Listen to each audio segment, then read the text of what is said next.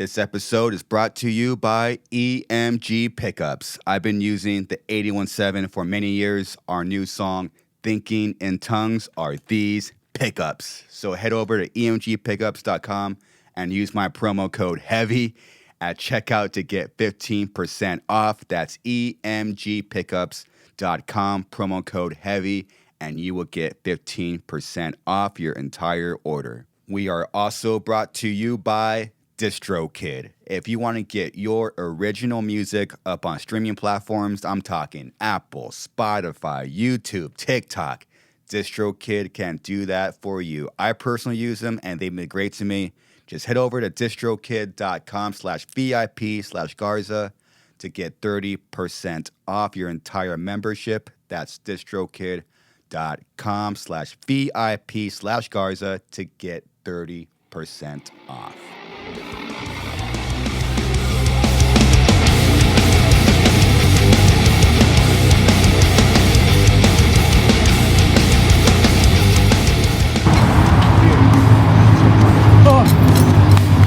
I'm so glad I finally made it out here. I know you're here, dude. Those are you. Welcome, Johnny. This looks amazing. Thanks, man. I can't believe what you've done with this place. This looks so cool. This tour? Yeah. That was Static X's last tour with like the actual OG lineups. Look at Five Finger all the way at the ball, bro. Yeah, they were. And the red cord. You guys are. That's where I really got to meet you guys. Wow. I was at the Korn tour. That's insane, dude. Direct support for Korn. What? You have a signed Paul Gray? Oh yeah, so the cameras can't see it, but that was a 2008 NAMM. He was doing a signing at the Ibanez booth, and that was my first time ever meeting a person in the band that I loved. And he signed it. He was super cool. Got a signed picture, and then obviously, unfortunately, when Paul Gray died, I was like, damn, I have that picture of that he signed, and I found it. I'm like, damn, this means something more. Oh yeah. Now this simple picture I didn't think about when I was a little kid. Now this is everything. Wow.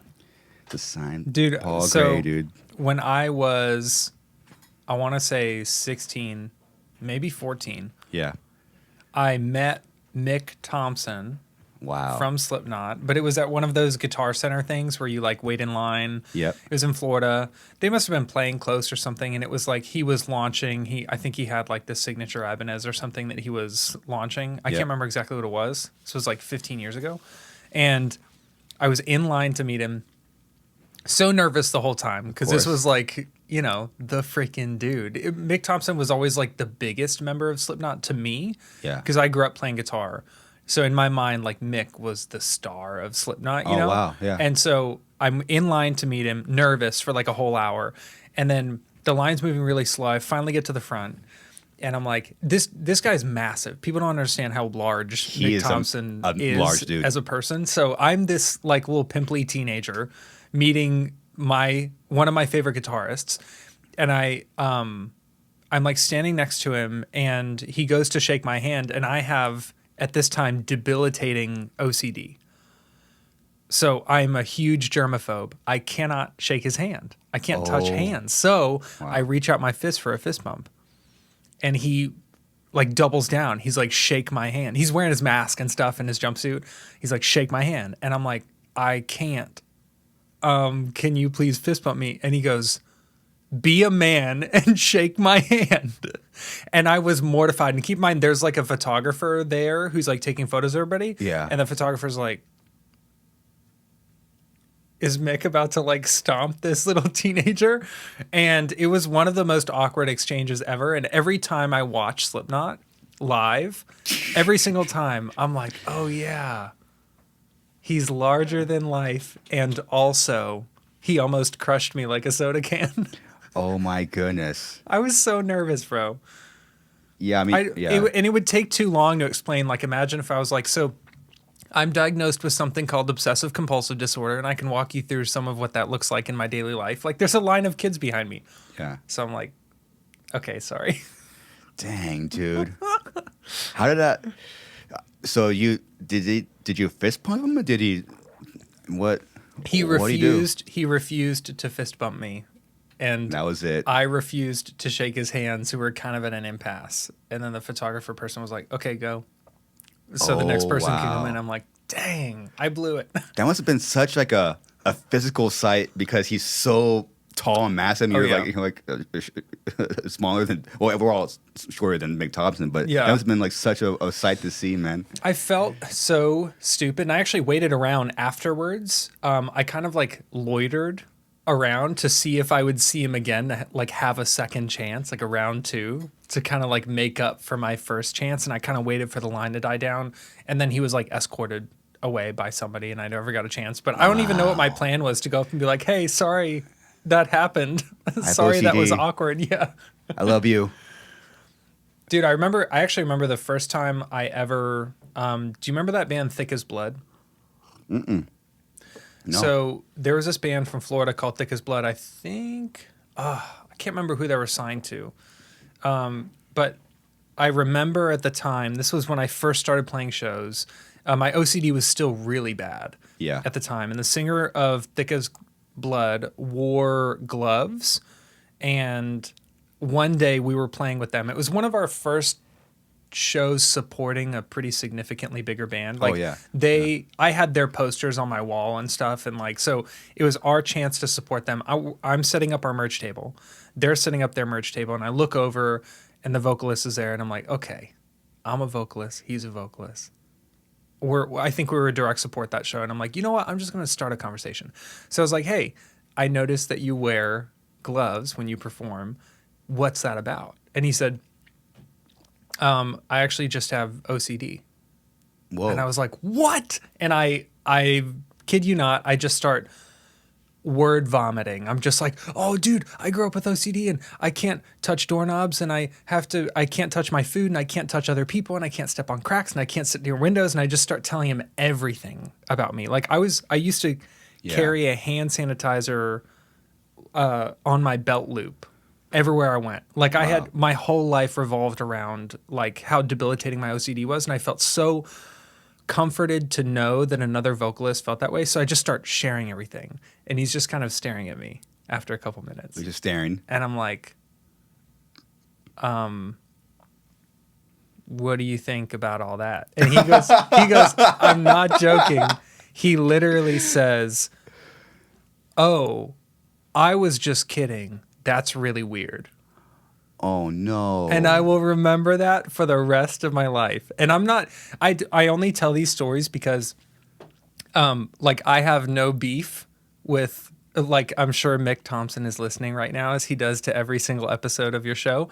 And no beef with Mick, no beef with Thick as Blood. These are really formative memories for me, because as I was learning to talk more about my mental illness publicly, I needed to experience these like strange, awkward moments and work through them and understand that it's worth those moments of feeling awkward to self-disclose about mental illness, because the other option is to bury it.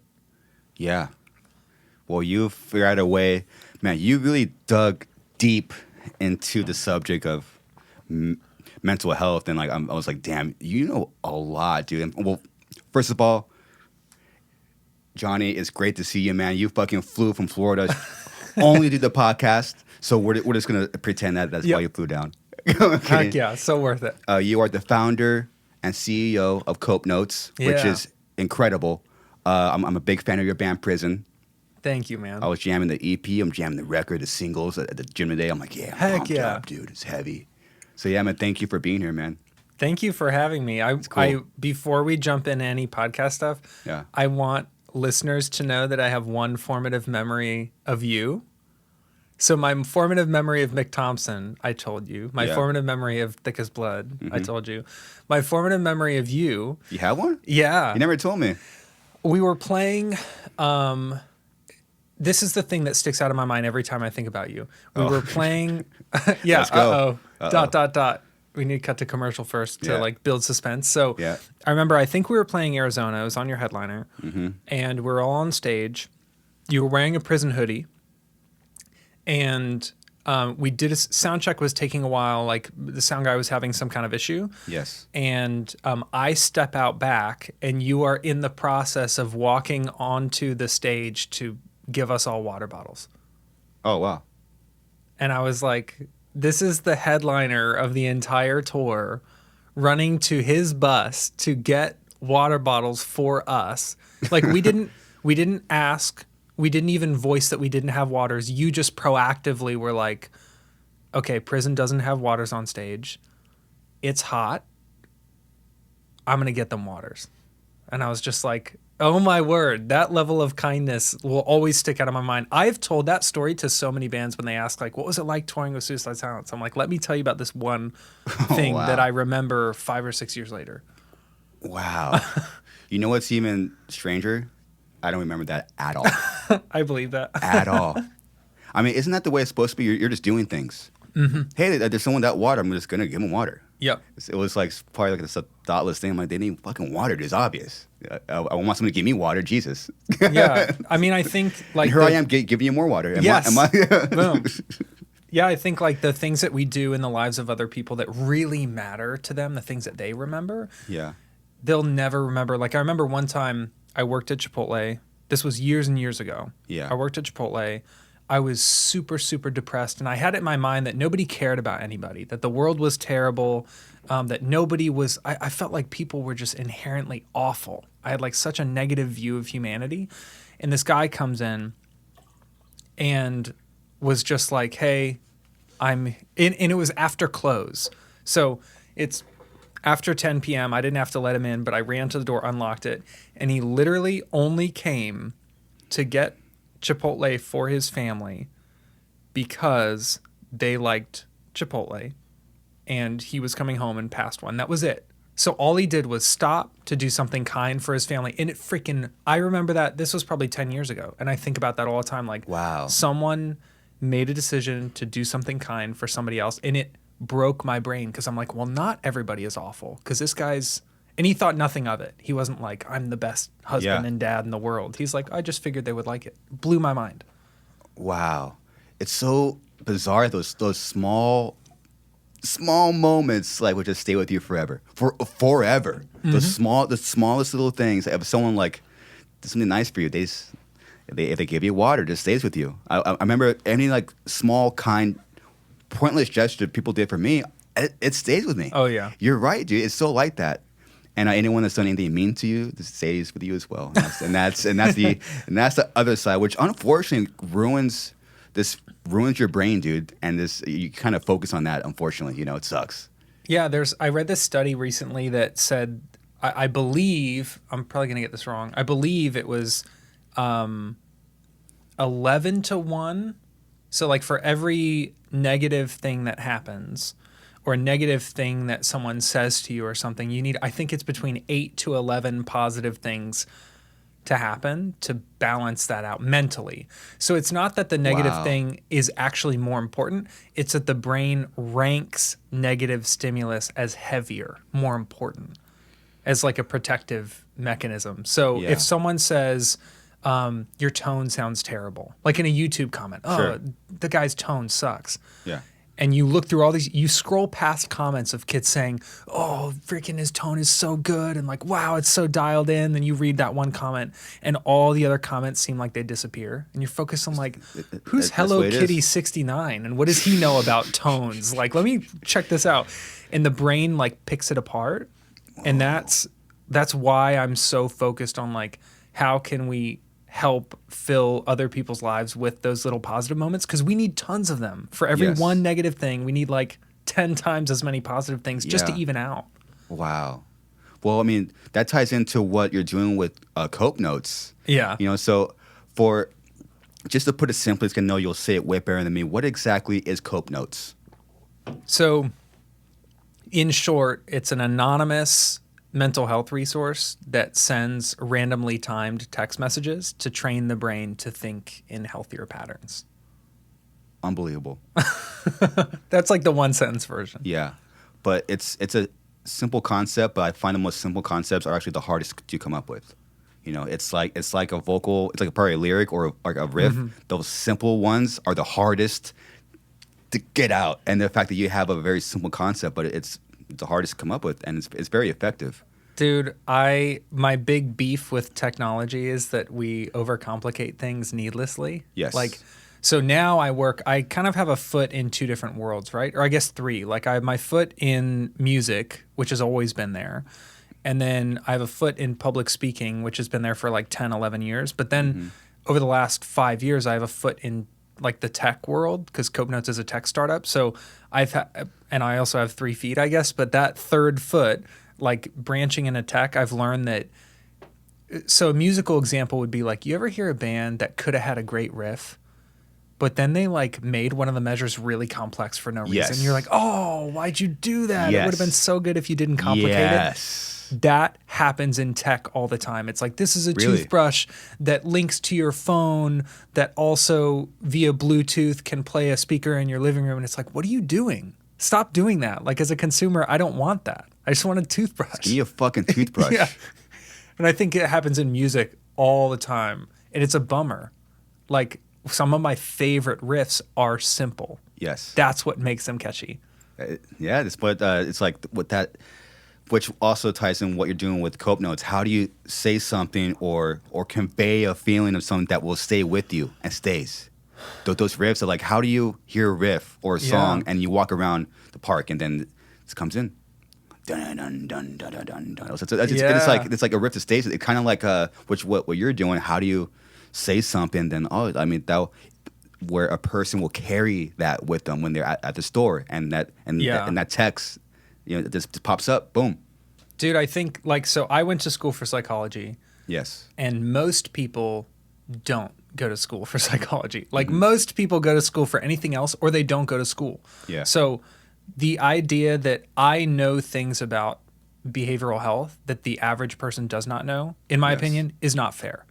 And so the way that the mental health industry for a long time has addressed this is they go, well, why don't we put out these like complex lectures and textbooks and case studies? And it's like, who in their right mind is going to understand all of this if it's not written in plain English? And then who's going to have hours and hours every week to pour through like the latest data and research? Like people don't have time for that.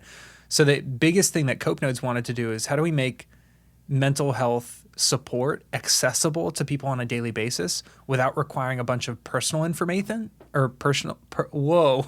It's a tough word. Imagine if I would have had that monster. I wouldn't be pronouncing anything correctly. Well, actually, if you maybe you had a sip, you might fucking get that right. You never know. We didn't want to collect personal information. Yes. We didn't want to require people to spend a lot of time on it, and we didn't want to have this big cliff like a learning curve. Like you start using Cope Notes and your third text, you're like, I don't understand 3 or 4 of these words. Like we needed to make it simple so that it would make an impact. Wow. And you did it, man. I got to say, I went to the website and I was looking, I'm like, I was just proud of you. I'm like, this is Johnny.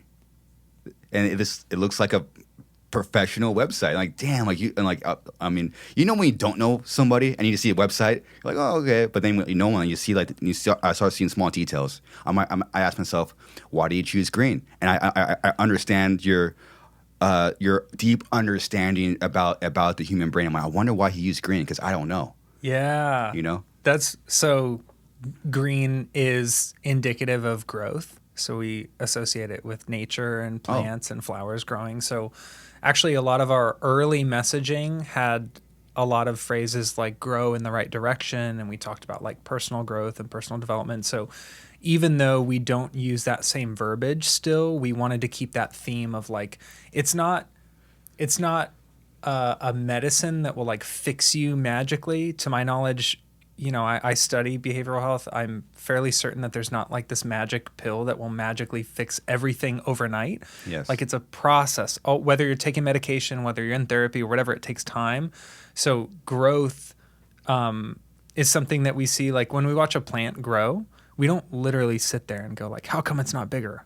How come it's not bigger? Yes. We give it time, we give it water, we give it sunlight, and we wait, and we understand if we check it a week later, a month later, 6 months later, that it might be kind of big. You have a snake plant here, right?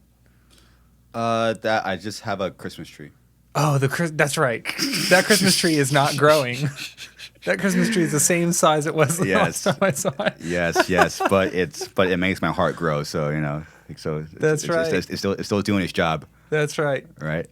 Yeah, there's a Christmas tree in the front lounge that shout out to George Corpse Grinder that he gave us a Christmas tree during Christmas. It was fucking. That's so my formative memory of Corpse Grinder is being on your bus and having him pull me aside and explain to me how wholesome the Karate Kid movies are.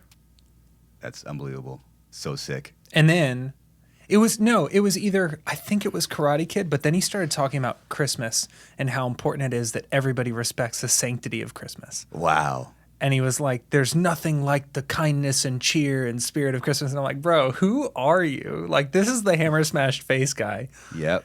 Making sure that I understand how important kindness is. And I'm like, I will cherish this moment forever.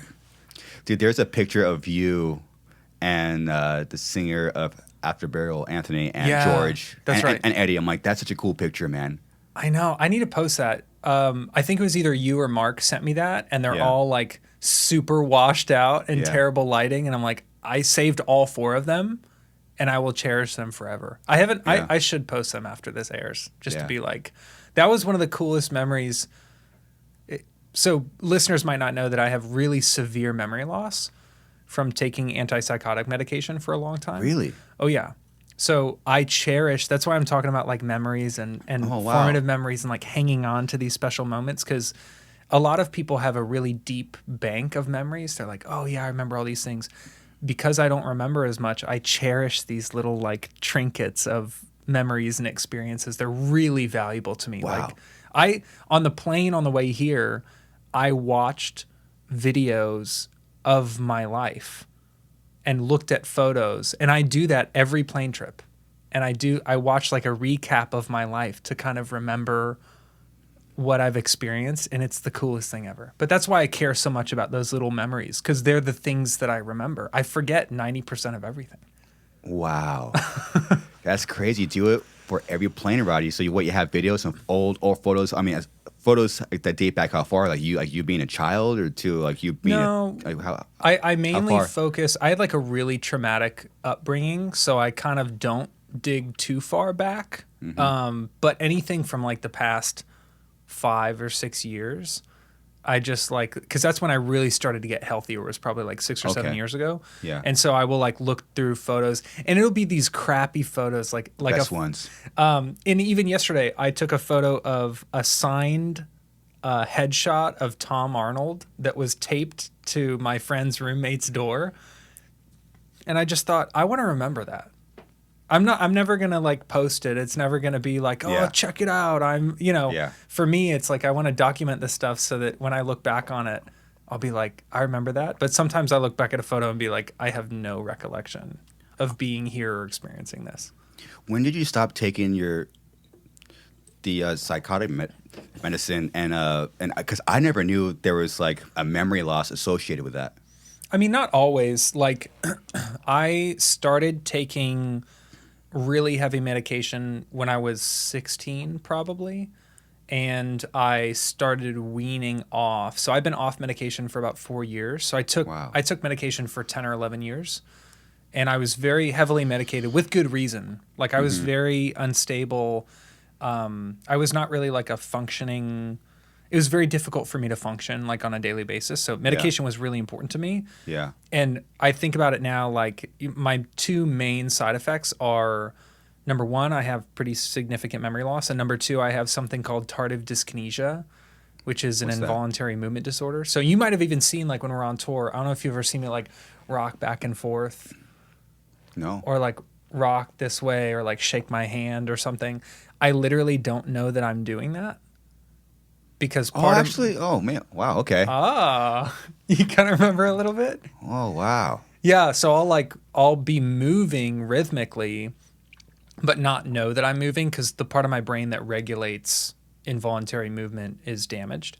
So, long story short, I have 2 side effects. So I forget things and I wiggle, basically, and if that's the price that I have to pay to like form complete sentences and make eye contact and have a job and like be functional, it's totally worth it. Wow. Like those side effects are nothing compared to like being able to have a life, you know? And you stopped taking those 4 years ago. It might be longer than that. But yeah, just about 4 years ago, I've been off medication. So the process of weaning off took over a year because you have to do it really slowly with a doctor. In fact, the one time that I tried to stop taking medication, I was texting Brooke from Impending Doom literally on the way here. Oh, cool. And Love them. And I had a psychotic break one night when I tried to stop taking my medication. And I was just like, you know what? I'm going to stop taking it. Instead of weaning off with a doctor like everybody tells you to do, I'm like, you know what? No more meds for me.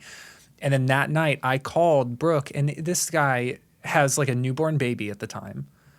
And I call him at like what's probably 3 a.m. or something. And he like leaves his baby's side.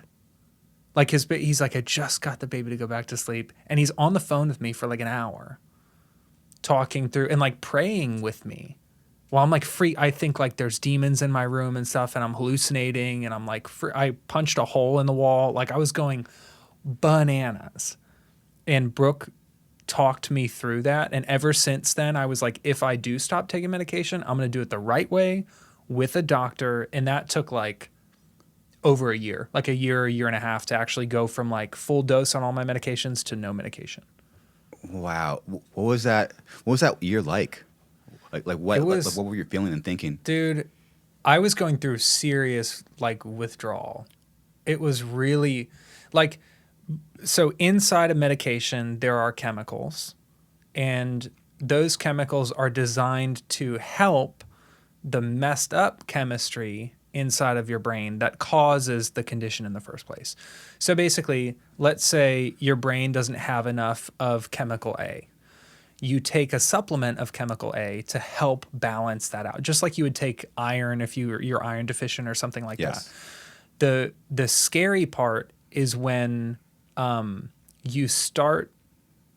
you stop taking that vitamin, your brain goes, what? We're so used to having that support and now we don't have it anymore. How are we going to adjust? So the reason why you're supposed to go slowly is that, by taking a little bit less of that potential like chemical A, your brain kind of steps up to the plate a little bit and it's like, all right, we'll produce a little bit more. We'll try to like make up for that gap. Yeah. And that's not an easy process because your brain is adjusting to getting less and less support. Kind of like, have you ever broken a bone? No, thank God. That is unbelievable. I'm so lucky, dude. No I'm so way. lucky. It's one of those things I was thinking about. I'm so lucky I never broke a bone before. I think about it all the time. Dude, so I don't know if this is a personal question. Do you have insurance? Yes. That's crazy. So I don't have insurance, and I always think like, dude, if on tour I like jump off of a cab or something and break my leg, like we're gonna have to crowdfund my hospital bill. Oh, I'll goodness. have to get back on stage and be like, hey, guys, please go check out our merch table. Oh. Please buy some t-shirts. Like my ankle is broken. It is worth it, man. You got to get insurance. I know. I'm so overdue. That's like me telling you to like brush your teeth. It's like you got to do it, man. It's something I know. we don't like doing it. It makes no sense, but man, you just never know. Sometimes like it's that peace of mind. It's that subconscious peace of mind. If let's say you break your leg on tour, you're always like, well, at least I got insurance. I'm covered. You know? Like honestly, that's the only time when I really think like I could get like at home. Basically, I live a pretty low key life, but on tour, like you're up and down stairs all the time, loading gear all the time, walking through mosh pits and even like playing and stage diving. And like I've broken my arm stage diving. Actually, Really? it was during All Shall Perish. Wow. For Thrash and Burn. Eddie knows this because I walked straight up to him and I said, I think I broke my arm. And he was like, I don't know what to do about that. Like, I'm not a doctor. That was like my first time I ever met Eddie. With the broken arm. Yeah, and I think now it's so funny. Like, I still will stage dive at the end of every single prison set. So at the end, the last song of every prison set, I try to find the youngest person in the audience or someone who has never done a stage dive before. Yeah. Oftentimes it's both. It's like, you know, an 8-year-old who's never done a stage dive, never crowd surfed. And I bring them up, I have the crowd chant their name, and then we start the last song and they get to do their first stage dive. And I do it every freaking show. I've done it hundreds of times. It's like one of the most wholesome moments. And it's so funny because it's such an integral part of our show that we do that. And then I jump in the crowd at the end that I have not considered. You're doing the thing that broke your arm. Yes. And you don't have insurance, and you do it every single night. Yes. That seems very reckless. Well, I think we've established that you've flown here just for me to tell you that you need to get health insurance. Now I know why And I'm here. And that's just it, man. You know, hey, it's how it is, man. You know. I did pray on the way here, like, God, teach me something. I want to learn something. And I think I just learned that I'm being irresponsible and I need Dude, you are, man.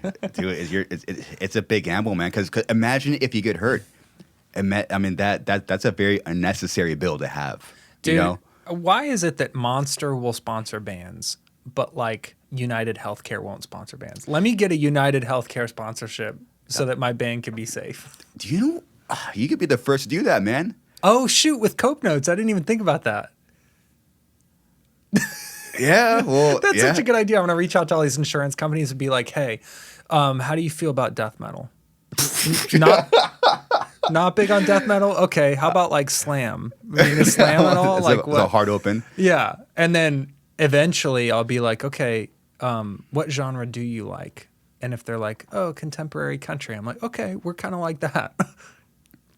Don't look us up. Just trust me. We're kind of like contemporary country. Will you please sponsor us so that we can survive? Most musicians that I know don't have insurance, though. Which is what makes it's a thing. That's what makes access to therapy so hard. Like almost every touring musician I know has dealt with or is dealing with depression or anxiety, either currently or recently. And whenever I ask them, like, are you in therapy? Are you taking medication? They're like, heck no, dude. Where am I going to get the money for that? I'm like, dang. Yep. Oh yeah. It's funny. I have the same thought process. I'm here telling you about health insurance, but there is certain other things I'm probably not paying for. But like, that's always your go-to. It's like, well, we're musicians. I mean, any place I can save money, like shit. I know. It's crazy. And what's sad is we save money on our health in order to have money to either print high quality merch or to have high quality gear or to get better production quality on music videos or our record. So we literally say, I'll deprive myself of my basic needs. Like I skip meals on tour. Like we skip every musician skips basic necessities in order to save money to produce a better experience for the people that we play for. Yes. We do it all the time. Yeah. And if we knew somebody who was not a musician doing that, we'd be like, I mean, imagine a mom who never ate dinner. And there are moms like this. Oh, absolutely. Who worry so much about like, oh, I got to get this person to school and pick this person up from practice. And then I have to make them dinner and clean up. And then I'm exhausted and go to bed. They're not showering. They're not eating dinner. And we would tell, if we had a friend like that, we'd be like, bro, you have to eat. You have to shower. But then we deprive ourselves of those things. Yes. So that people can have a good time for the 12 hours that we're in their city. It's insane, dude. Why? I care. I think it's because you can't do music full time if you don't like give a crap about the people you're playing for long term. Yeah. I have met people who short term are like, you know, their band will blow up, but if they don't actually care about the experience of the person at the concert, then they burn out after a couple of years. So that compassion for the people in the audience has sustained me, but compassion fatigue is real. You get so burnt out serving other people that you can't serve yourself. And then that's how bands start making bad records. That's how band members get sick or struggle with addiction or any of those things. Cause it's like, you haven't taken care of yourself for 8 years. And then the next 8 years are worse for both you and your fans. And that's the hard balance is like, I need to take care of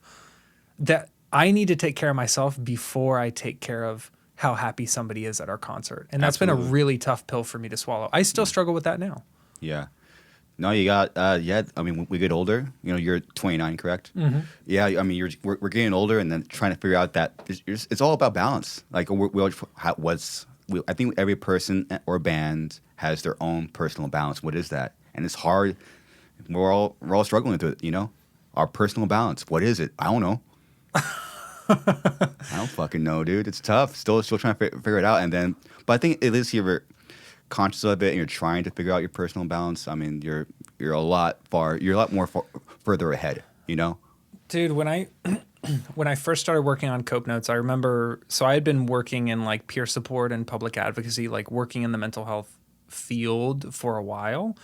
And when I was on tour, this was back in Dark Sermon, and I was talking openly about my recovery, maybe not as vocally as I am now, but before I would like, you know, people knew that our songs were about like hallucinations and suicide and self-harm and addiction and stuff. So at that time, people would come up to the merch table and be like, you know, what has helped you?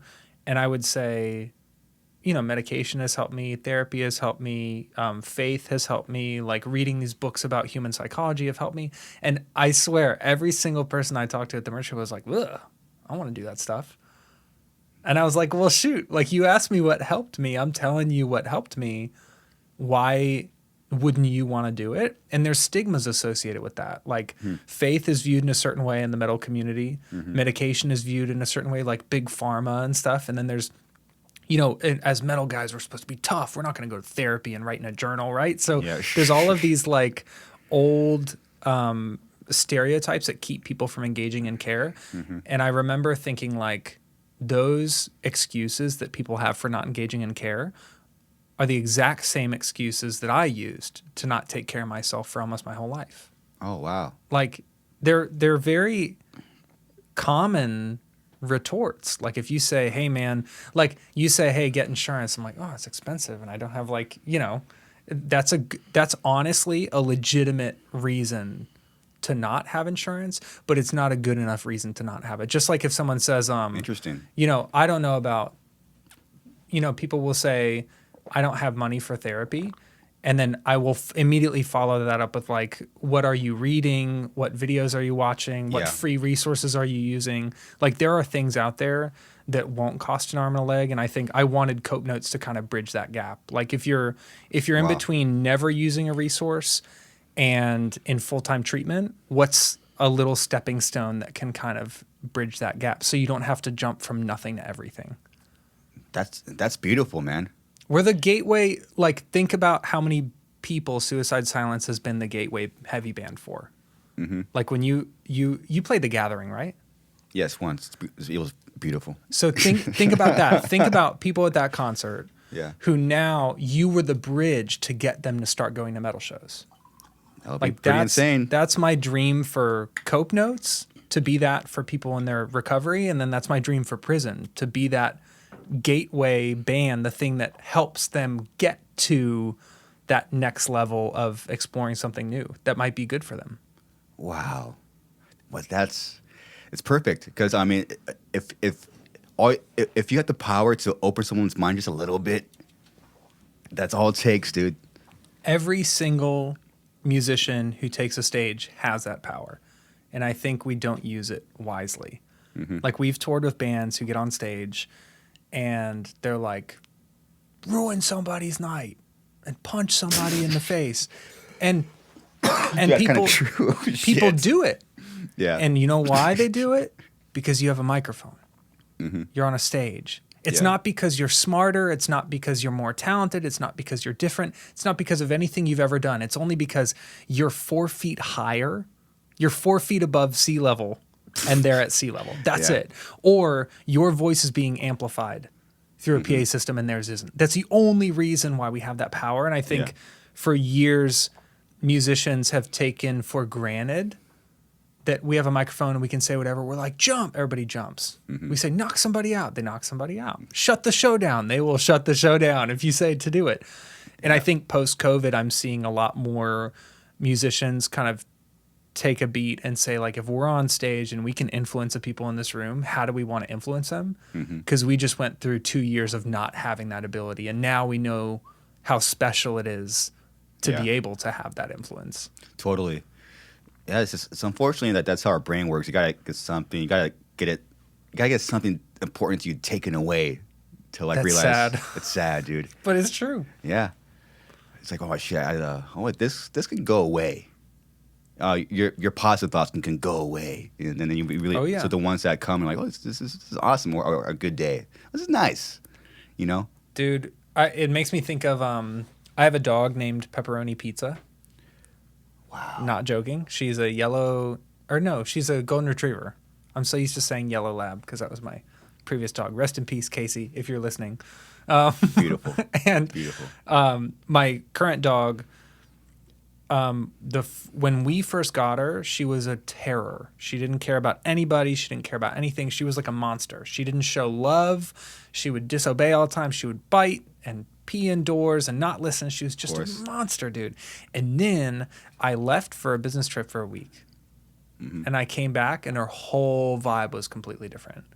And I read about it, and apparently that happens. Like, once a dog realizes that you can leave and not be there, they're like, oh, shoot. I didn't even know that could happen. So now we love each other. We're on great terms. Pepperoni Pizza and Johnny sitting in a tree. Like, we get along great. But for the first 6 months, she was a terror. And until I left for a week and came back, like, after I came back, she was loving and caring. And I think, unfortunately, you're right. Like, humans do have to go through that. Like, I'm not going to lie. I got pretty used to touring full time. Like, I started touring when I was 19 or 18. Yeah. And before COVID, I was so used to spending 6-8 months out a year that it was like a part of my identity. And then not having that, I was like, I had to figure out this is going to sound bad, but I had to figure out if I deserved to live independent of that. What does that mean? Like, I felt like me playing music was justifying my existence. Oh, wow. And if I couldn't play music, do I even deserve to be alive anymore? Wow. It was freaking rough. That is rough, man. Shit, yeah, you got to, like, separate, like, sometimes, in your instance, you got to separate, like, the music from yourself. Wait, who am I? Mm-hmm. You know, who am I? Am I this? Or, but what do I think about myself? You know? And that's also, like, you know, if you're so used to playing shows and being around people all the time, you can kind of build your identity. You kind of piece it together from little slices of what other people think of you. Yeah. So you're like, oh, well, you know, I know that kids in Rhode Island really like this song. And I know that this label really liked this music video that we did. And you kind of like, you build this version of yourself that's pieced together of all these little slices of what other people think of you. Yeah. And then when COVID hit, it actually was great for us in terms of writing, because we went from writing what we thought we wanted to write to actually writing music we've always dreamed of writing. And the big difference was when you're on tour, imagine, like, you guys have changed sound. Yes. And imagine how hard it is to change sound when every single night you're around kids that are reinforcing your old sound. Of course. It's like, why the heck would I want to put this new stuff out that I love when I know that all of our fans love this old stuff so much? So being separate from that, like, COVID actually forced us to figure out, like, who are we as a band? Like, it's great. What type of music have we wanted to make versus, like, being subconsciously influenced by what is clapped for when we tour. And do you find that when you get to that point, that's actually figuring out who you are first, and then set band members? That's what I found, like, to kind of do a reset or figure out, like, wait, like, who are we though first? It's like a taking care of yourself first before you can take care of, like, you know, someone that you love. It's kind of the same thing. I didn't even think of that. Like, so clean singing has not come naturally to me. It's always been very difficult. Like, ever since I was young, screaming came a lot more naturally. Clean singing, I was always off key. I always had this like weird nasally tone, or I'd be too sharp, and it's something I've struggled with for like my entire life. And it's interesting now to think that a majority, if not all, of the music that we've tracked in the last 2 years, we've tracked like over a record. Like, we have a dozen plus songs that are all finished and ready to release. We just haven't put them out yet. Yes. And when I listen to those, I think all of them have clean singing in it. And I do wonder, would I have the ability to clean sing if I hadn't done that? You know, what you're saying, like dug into myself and be like, what kind of, like, who's Johnny Crowder? And what type of music has he always wanted to make? Like who, not what is prison supposed to sound like? Not what will audiences like, not what will labels like, not managers or agents or other not what will other bands give us credit for. Yes. Because it's easy to fall into that trap. We want our friends' bands to like our music. Yes. We had to get totally unplugged and be like, who are we as individuals? And then outside of that, who are we as musicians? And then outside of that, what have we always wanted to create before we knew all the industry stuff that we know now? Yeah. Wow, it's true. Dude, actually, one of my favorite parts in your songs is, I believe the song's called "Mental Illness," and it's that singing part that comes in. Austin's playing the perfect chords, and you're like, "Don't pretend." Oh yeah. To understand, I'm like, dude, I was like, that's probably my favorite part. And again, we're talking about earlier catching this. Now I'm just walking around. Yeah. It's going. That's awesome. Sick. It must have been really cool for you seeing that that you struggle with clean singing. And to me, like, it's so funny how like you have these thoughts in your head and you probably practice it, but then when someone hears it, like me and some boneheaded, I'm just hearing it for the first time. Oh, that sounds great. Yeah. You know, like, but you were like, oh, I suck at clean singing, and then you do it, and then sounds fun. It honestly. So I showed my mom one of the new songs that has like it's exclusively clean singing. Oh wow, it's really cool. It's like really heavy, riffy, like the music is just like classic prison. Like it's so heavy and awesome and catchy. Nice. But then it's all clean singing. I showed my mom. Interesting. And first thing she said is this you? And I said, yes, wow. I'm like the vocalist of the band. So yes. And then she also said, she told me next time she saw me, she said, the reason why I put that in the chat, like the reason why I texted you that back is because I remember you living at home and practicing clean singing in your room. And I'm not joking. She said, I used to laugh with your girlfriend at the time, like outside of your room, at how bad the singing was. Oh my goodness. I was like, what? Is that why we're broken up? She thought I sucked at singing? Like, wow. It was, but really, I had no ability to sing. And I've worked on my clean singing I started taking it seriously probably when I was 16. When I really focused on trying to be a good singer.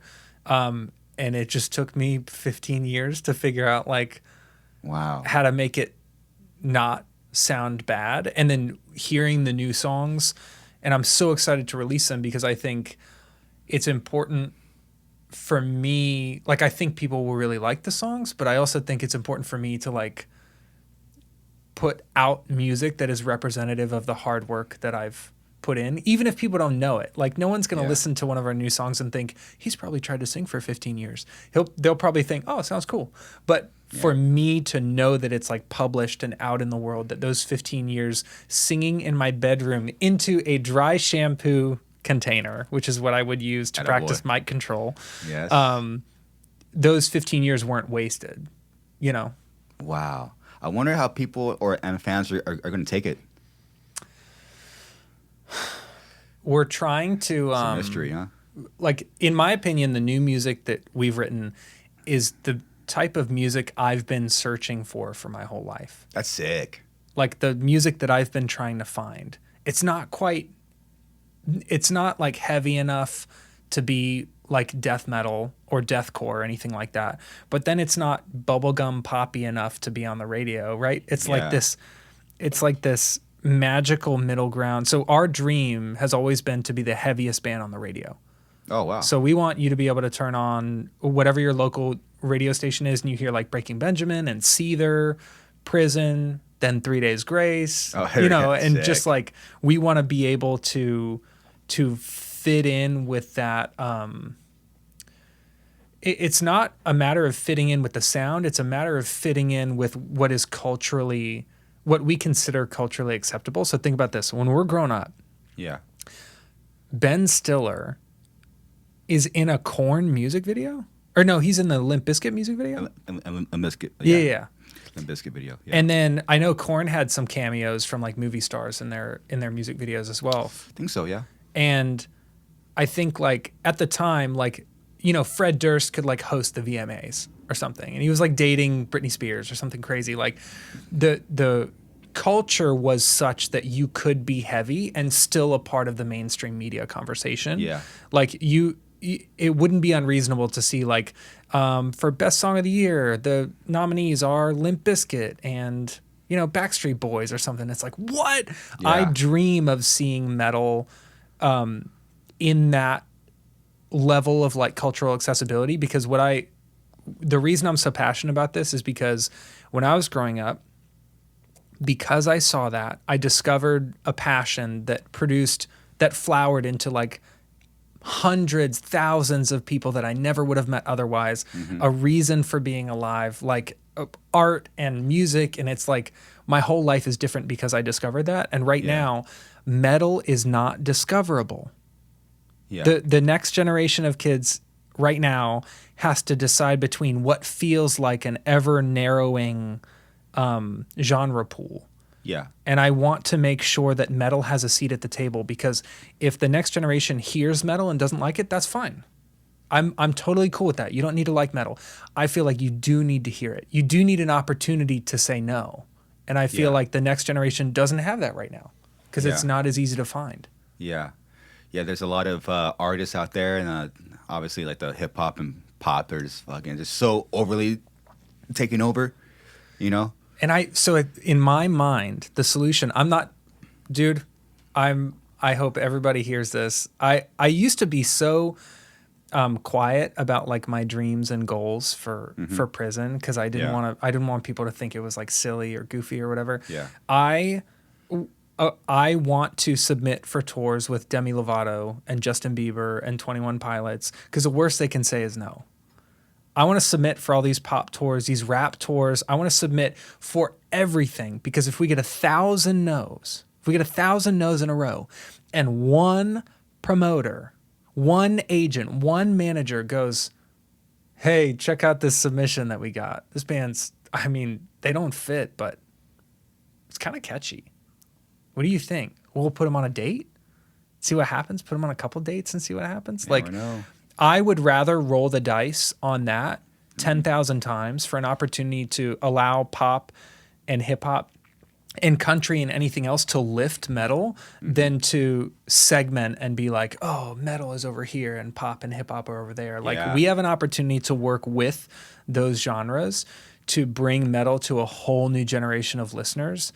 And I think for a long time, metal has been all or nothing. And I think we're seeing, especially in the last 10 years, you go to a concert and you see people in Jay-Z shirts and Tupac shirts and Biggie shirts. And then you see a Miley Cyrus shirt, and then you see a Madonna shirt. And you're kind of seeing that, like, that openness of the music listener. And I want to lean into that. I don't want to separate any further. I want to be like, let's do mixed bills. Let's run it. Yeah.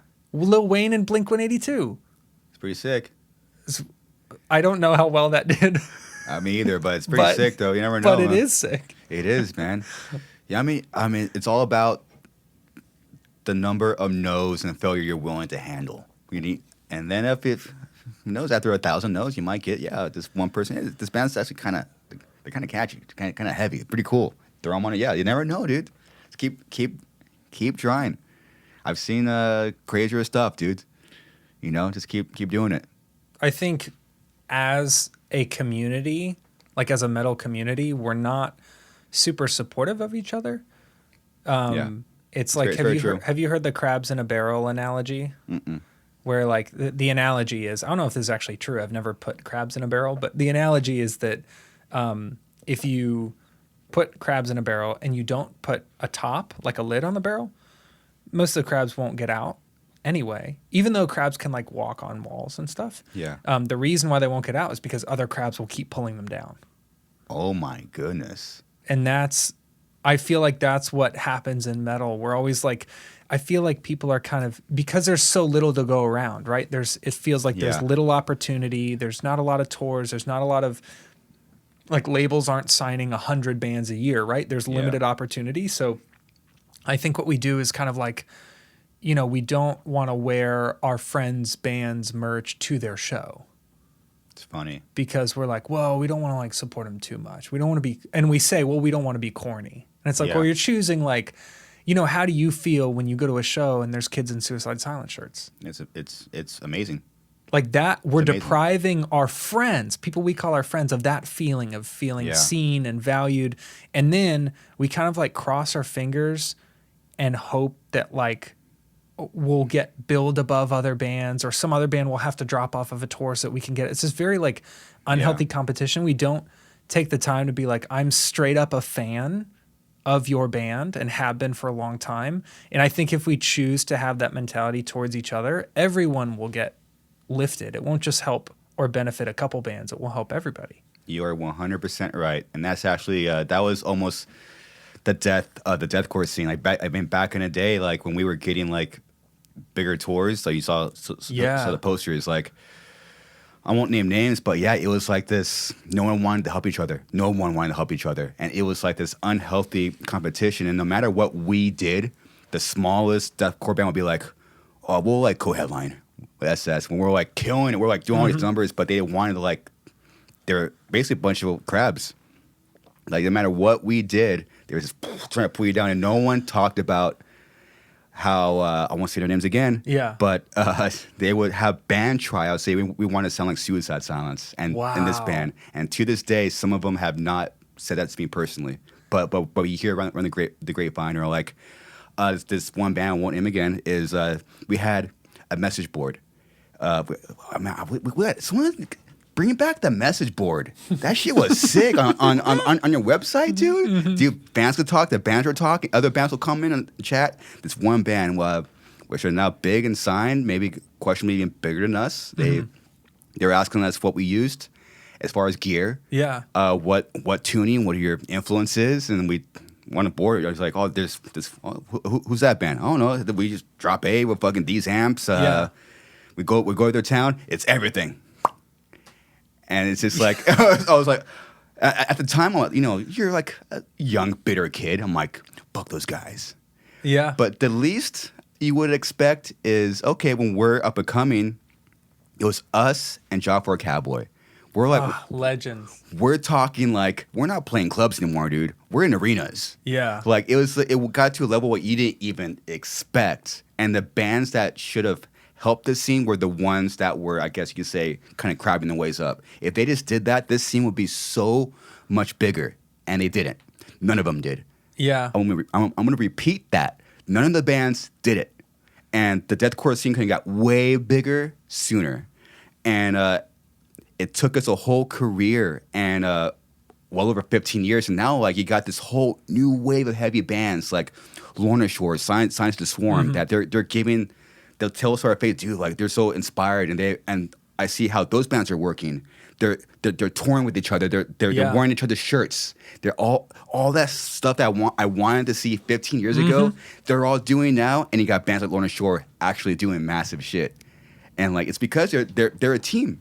They're a team, and now the older bands like us are just now doing that as well. Where you got the co-headlines, you got everyone's dropping egos, including myself, including us. These bands are all this. Okay, let's bring the scene up together. Everyone's finally being a fucking team. Of course, there's a few like, okay, you're still a fucking old head and you still got your fucking ego. I get it. But we're finally like being a team, dude. And this took us well over 15 years. The scene, well over 15 years to finally fucking figure it out. Dude, there's no way that this scene... So we have to capitalize on what's happening right now. Like, it feels like... So... A lot of people who are making music now, like the Lorna dudes, they've been making music. It's not like they just now came onto the scene. And like we've been making music long enough. There's a whole cohort of bands like this who have been making music long enough to see sometimes metal is hot and kids go to shows and everything's all hype. Sometimes it's really not important to people, and it goes through these ebbs and flows over the course of 10, 15 years of playing music. The only way that the genre will actually grow is if we capitalize when it's in a peak. Absolutely. So I think what happens is we'll peak, and then we get competitive and greedy, and then we dip down. That's exact. And then we try to work Johnny together Crowder. to bring it back up. So we literally always stay between this high, this low, this high, this low. We never break through that ceiling because we only work together when things suck. When things start once things start getting good, we start grabbing, we play Hungry Hungry Hippos, and we're like, no, I need Hungry more Hungry for me, more for Hippos, me. dude. Hungry Hungry Hippos. That's so true, dude. And I think that like right now we have a tremendous opportunity to work together. Yeah. And also I'm thinking like right now there are, so we are friends with like 100, 150 bands. And I would say friends as in like actually someone in our band has toured with them or we have like an existing relationship with them. And of those bands, we've toured with maybe 3 or 4. Wow. And it's like the fact that we haven't taken advantage of like the fact that we trust each other, we respect each other, we listen to each other's music. If we don't capitalize on that while the scene is healthy, which is right now.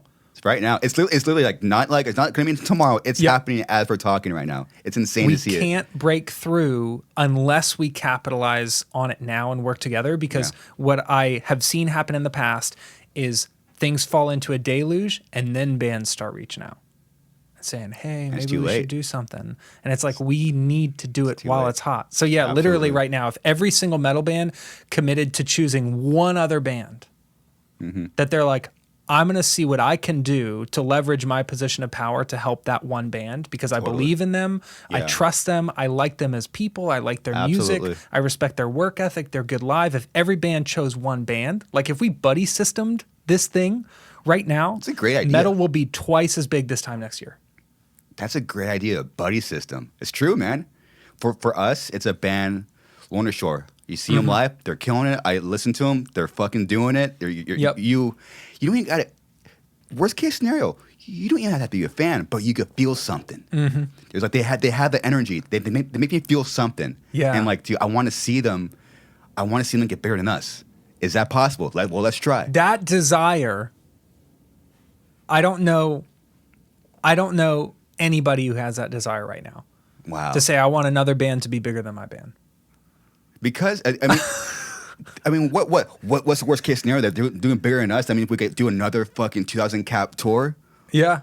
Oh wow, that fucking sucks. I mean, however many bands in this genre that could get to that level or bigger, everyone wins. Everybody wins. And the thing is, and this is coming from a place of abundance. I truly believe in abundance. Like, I believe there's an unlimited number of bands that could get to the higher level. There's no scarcity, dude. I mean, you just gotta have sick music. You have sick music, you fucking deserve a spot. Do it.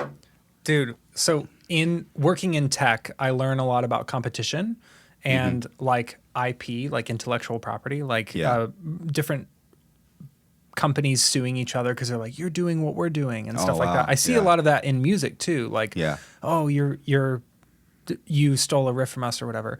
And actually, I was reading this article that suggested that, so Uber and Lyft do the exact same thing.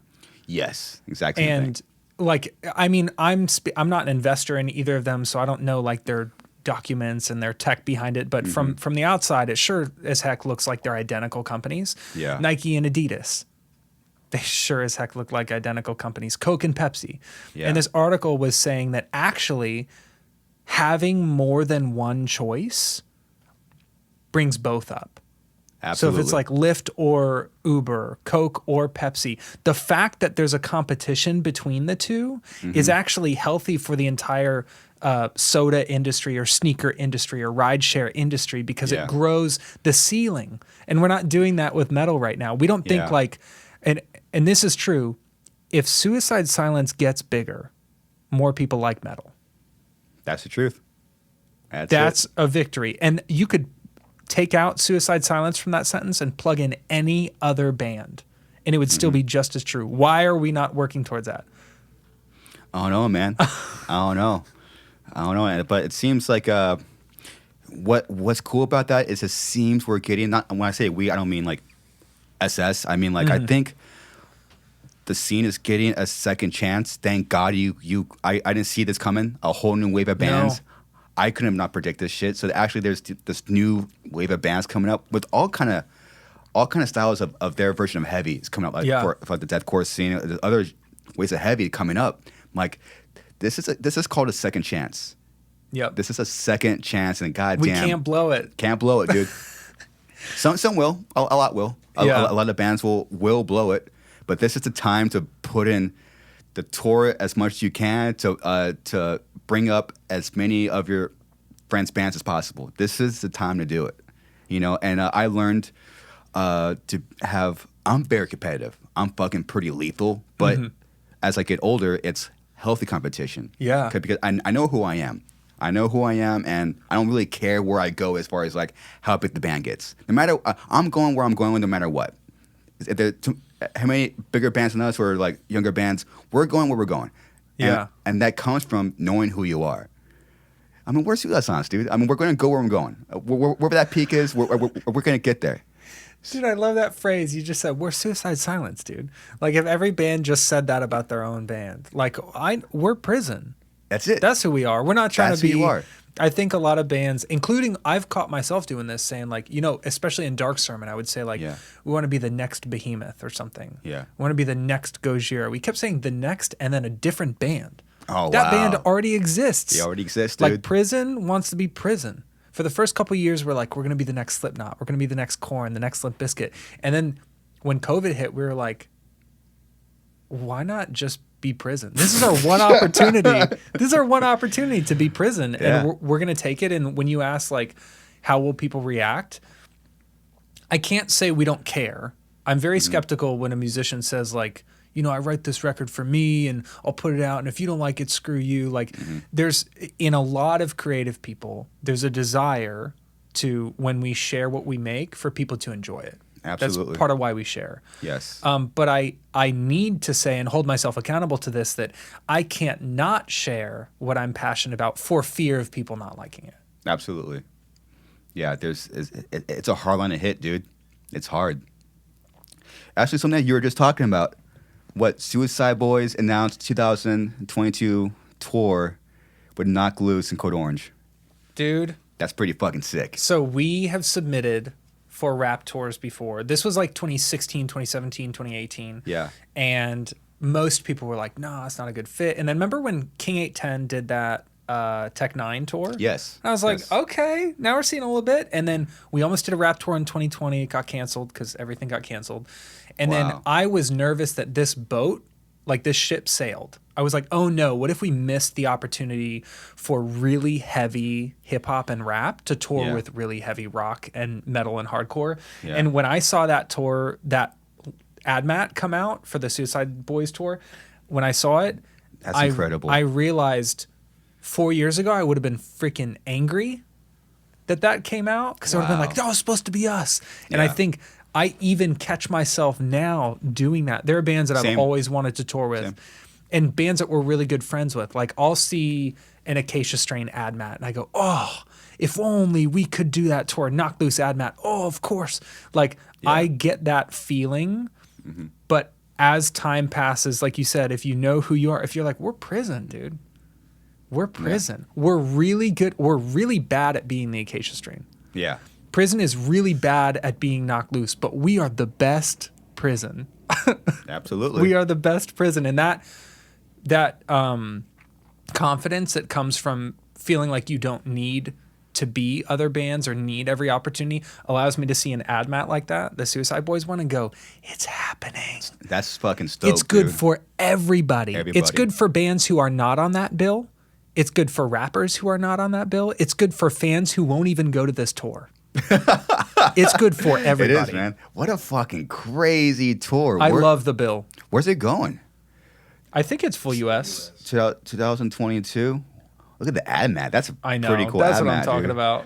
Wow, classic, dude.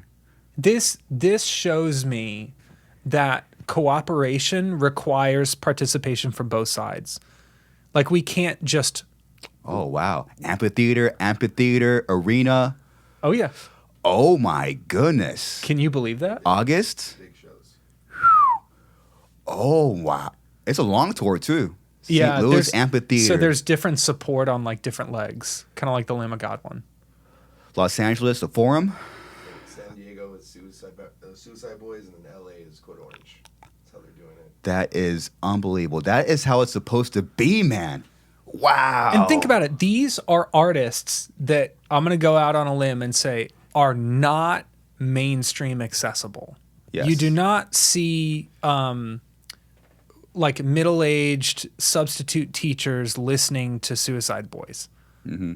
So these are like niche. I mean, this is an alternative, like a subculture choice that is leading to the same venues that huge pop stars play. That's what I'm saying about uniting. Because if it was just Knocked Loose and Code Orange, I understand those are big bands. They're probably not playing amphitheaters. And if it's just Suicide Boys and Ski Mask and stuff, they might play a big room. They might play a huge club. They might play hard rock. I don't know. They're selling 10,000 tickets, right? But combining forces, there's that force multiplier. We can't not do this. That's amazing. Rooms. Knocked Loose, Code Orange. Fuck yeah, dude. That is sick. Also, did you see that Limp Bizkit just played shows with Snot? I saw that. One of the rappers? Yeah. That's dope. I'm seeing more and more of it. Slipknot brought out Horror, the HO9909 band. I honestly never heard of their music at all. Are they sick? So I'm not familiar. I only know because I'm friends with the drummer on Facebook. Yeah. But I understand it to be like more of a hip hop influence. I see. With rock, and I'm all about like I watched this video the other day of Rage Against the Machine playing in 1991. Oh my goodness, which was the year before I was born, and they were playing at like some school talent show, and they're like jamming and the dude's rapping and stuff, and I'm just like, 30 years later, this is still what people want. They just don't know it exists. Wow. And this is an opportunity to share that with a whole new generation.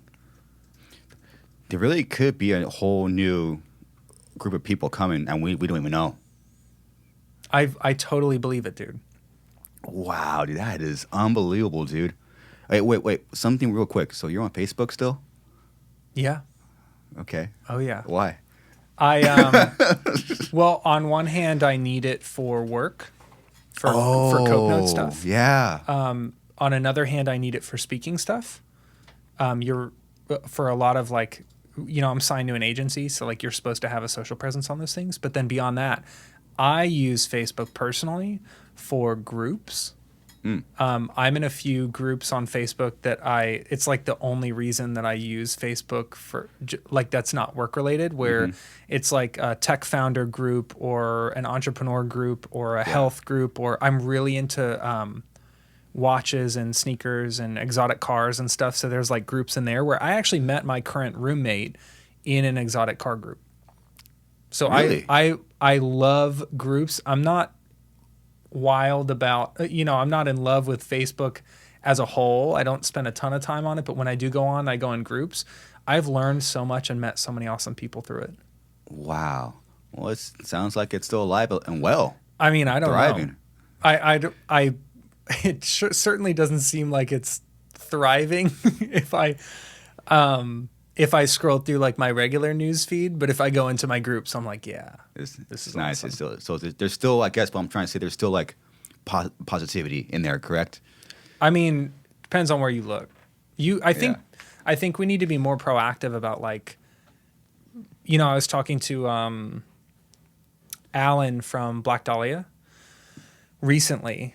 So right after Trevor had passed, and I was talking to him, and he was saying, this is what makes it difficult to like be in a genre that is so like dark and gloomy and like glorifies like violence and blood and death and stuff, because then when you face something like this in real life, it's like, oh shoot, I don't want to glorify that stuff. I don't want to, it feels like it clashes with what we all really want as human beings, which is like, none of us, even when I was super, super negative and I would say like, I want to be negative. I was like married to it. Yeah. Deep down underneath that, I really wanted like to feel loved. I wanted to feel positive. I wanted to feel like I liked my life. I wanted to feel like I deserved to live. And I had a talk with Alan about it, and we were like, shoot, like a lot of bands forget that being constantly surrounded by negativity, and that could be like, if you scroll through Facebook all day, or you watch the news all day, or even if you listen to really negative music all day, it will change the way that you think and feel. Like we got to be more 100%. proactive about cutting that stuff out. 100%, dude. You know, I mean, who knew what could have saved Trevor? You know, could have been a simple, maybe a text from a friend. Could have been a phone call. Maybe not reading some comments. Who knows? You know, you're right. It's like with the genre we're in, it's like the complete opposite, like thought process. Oh, I should probably seek help. I should probably just talk to a friend, be vulnerable, talk about my thoughts and feelings I'm having right now. But it's like the stigma. Dude, you know? I've seen, especially recently, I've seen I've seen you guys, I've seen After the Burial, I've seen Acacia Strain, like bands are saying like, hey, like talk to people, take care of yourself. And the more bands that we see just mentioning it, you don't have to launch into a huge speech and it has to take up half your set. But if every concert that people go to, someone on a stage says, take good care of your mental and emotional health, reach out to a friend if you're having problems, or even I think it was Vincent from Acacia said, like, there's nothing wrong with going to therapy. There's nothing wrong with getting help for stuff. That's like mature. That's responsible. Like that's what you should do. And I'm like, dude, if our scene has needed that type of message for 20 something years. I don't know a single person who goes to concerts who hasn't lost a friend or family member to overdose or suicide. Wow. It's our whole freaking subculture. It is, huh? Man, yeah, you just think about, man, could it be prevented? You know what? When we were texting, and we confirmed that, you're going to fly down here a day early, and we're actually going to get to do the podcast and make it happen. As the questions start popping in my head as the day comes, it's crazy. And the first thing that pops in my head, without just no like me like sitting down doing work, I'm like, just going to the gym or something. I'm walking around. Just a question pops up. I'm like, what should I ask Johnny? And then it hit me. When you think about suicide, can that thought process stop? Loaded question. But that was honestly the first thing that popped in. So I'm really knowing, and you're the person that I can ask. Yeah. I always preface this by saying, like, yes, I work in mental health, but I am not a doctor. I'm not Dr. Crowder. So I'm going to preface it by saying a lot of what I do is just from my lived experience and what I've learned in school, what I've learned through recovery and talking to people in recovery. It is not medical advice for anybody, but I will say that any thought process. So if you think about OCD, for example, part of OCD, a lot of people think OCD is just being germophobic. And I promise this is an answer to your question. It's just a way to explain it. Got it. But OCD stands for obsessive compulsive disorder. So the way I view OCD is you have the obsession, which is the unwanted intrusive thought. And then you have the compulsion, which is the action associated with the thought. So an obsession might be, my hands are dirty. I need to wash them. And then a compulsion would be actually washing your hands.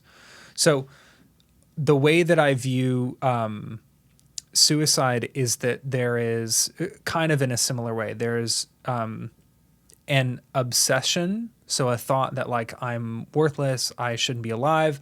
I know when I dealt with suicidal ideation for a majority of my life, and I remember feeling like I was a burden on people, that everyone else's life would be better if I wasn't around, and that I was hurting so much that death felt like it would be a relief. Like, finally, I don't have to feel that same pain anymore.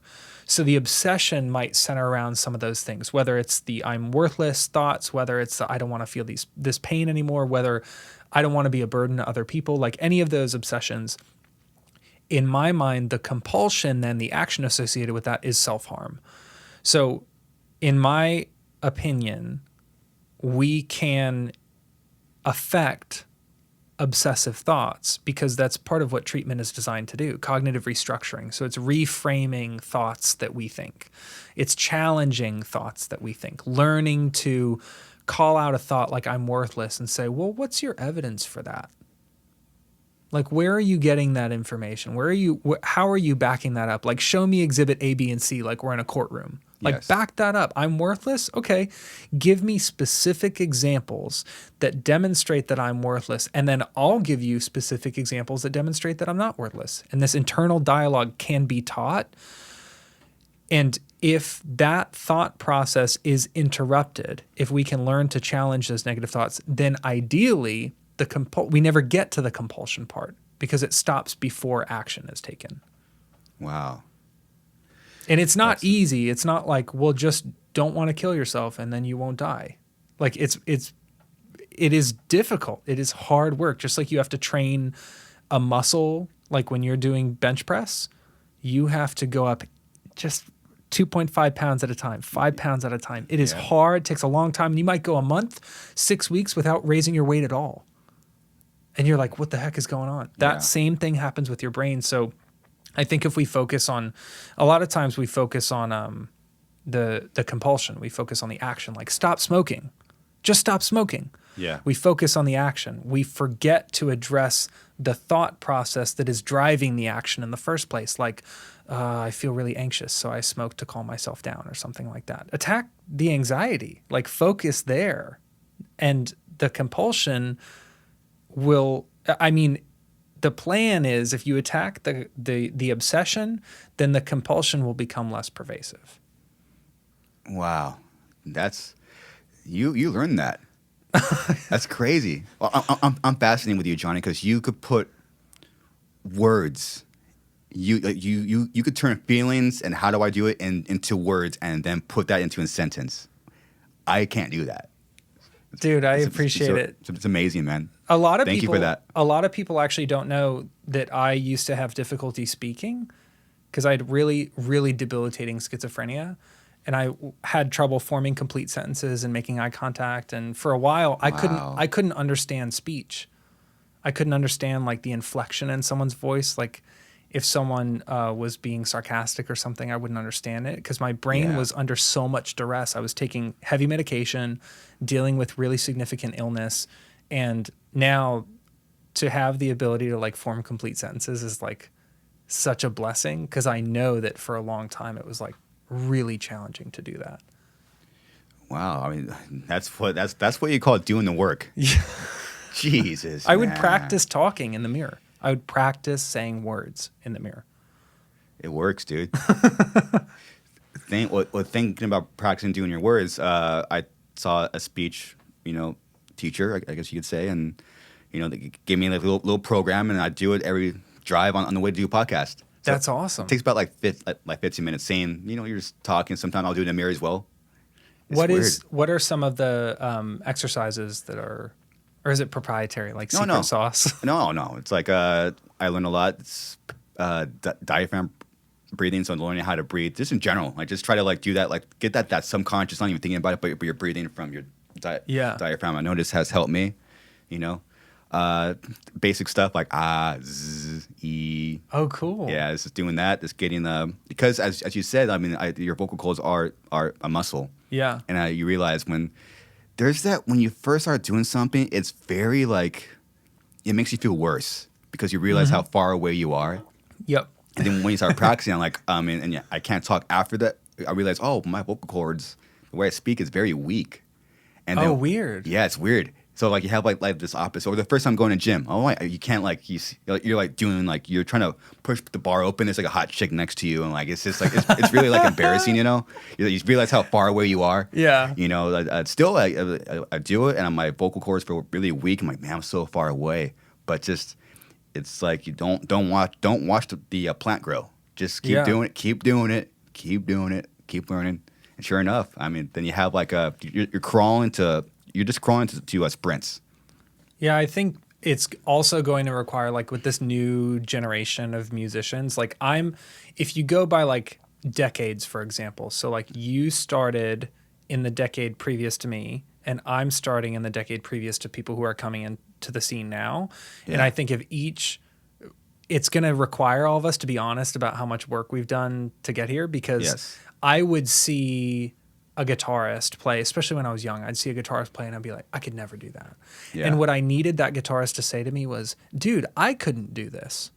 And I spent Yeah. so much time in my room by myself watching YouTube videos, printing out tabs on my mom's computer Yeah. and doing scales, just practicing scales all the time and learning fluency and phrasing and tone and like educating myself, reading books, watching videos for years. And a year into that, I still sucked. Yeah. A couple years into that, I was still not very good. It took a long time. Like, I think if we're all honest with each other about how much work we're doing, like Yeah. we want to make stuff look easy.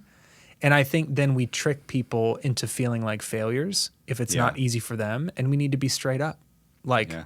it's really hard to learn an instrument. It's really hard to learn to speak well. It's really hard to lift heavy weights.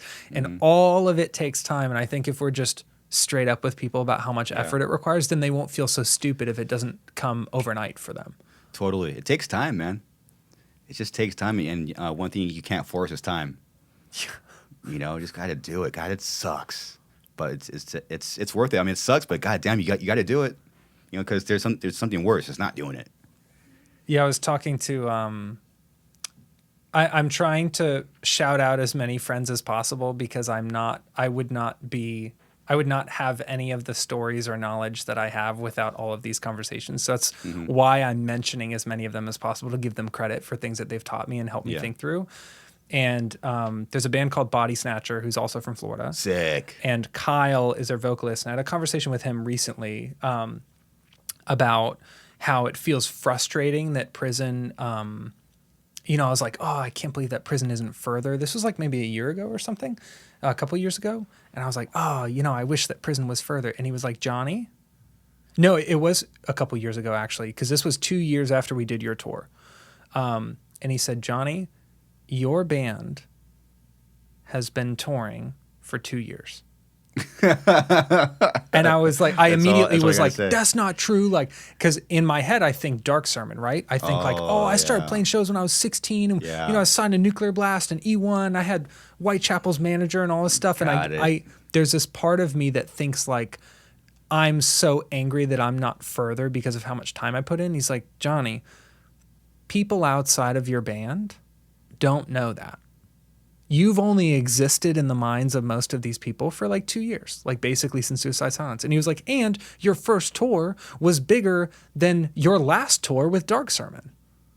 Like you started out ahead of where you were in your last band. He was like, for 2 years, being billed where you are, having the fans that you have, that's a blessing. So many bands do not have that after 2 years.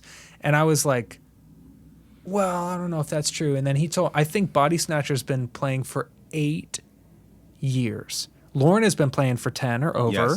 Yes. And you're showing me, so listeners don't know this, but before we started recording, you were showing me ad mats from 2006, 2008 of Suicide Silence playing these massive tours. And we're talking 15 years ago. You were playing bigger shows than I've ever played in my entire life of 15 years of playing music. Like we lose that sense of scale if we don't have gratitude for what we've already been able to experience. And like talking to Kyle showed me like you said, you can't speed up time. Yeah. And Kyle was like, you can't fast forward through the time it will take to build your current band, and you can't use your old band as credit. You can't.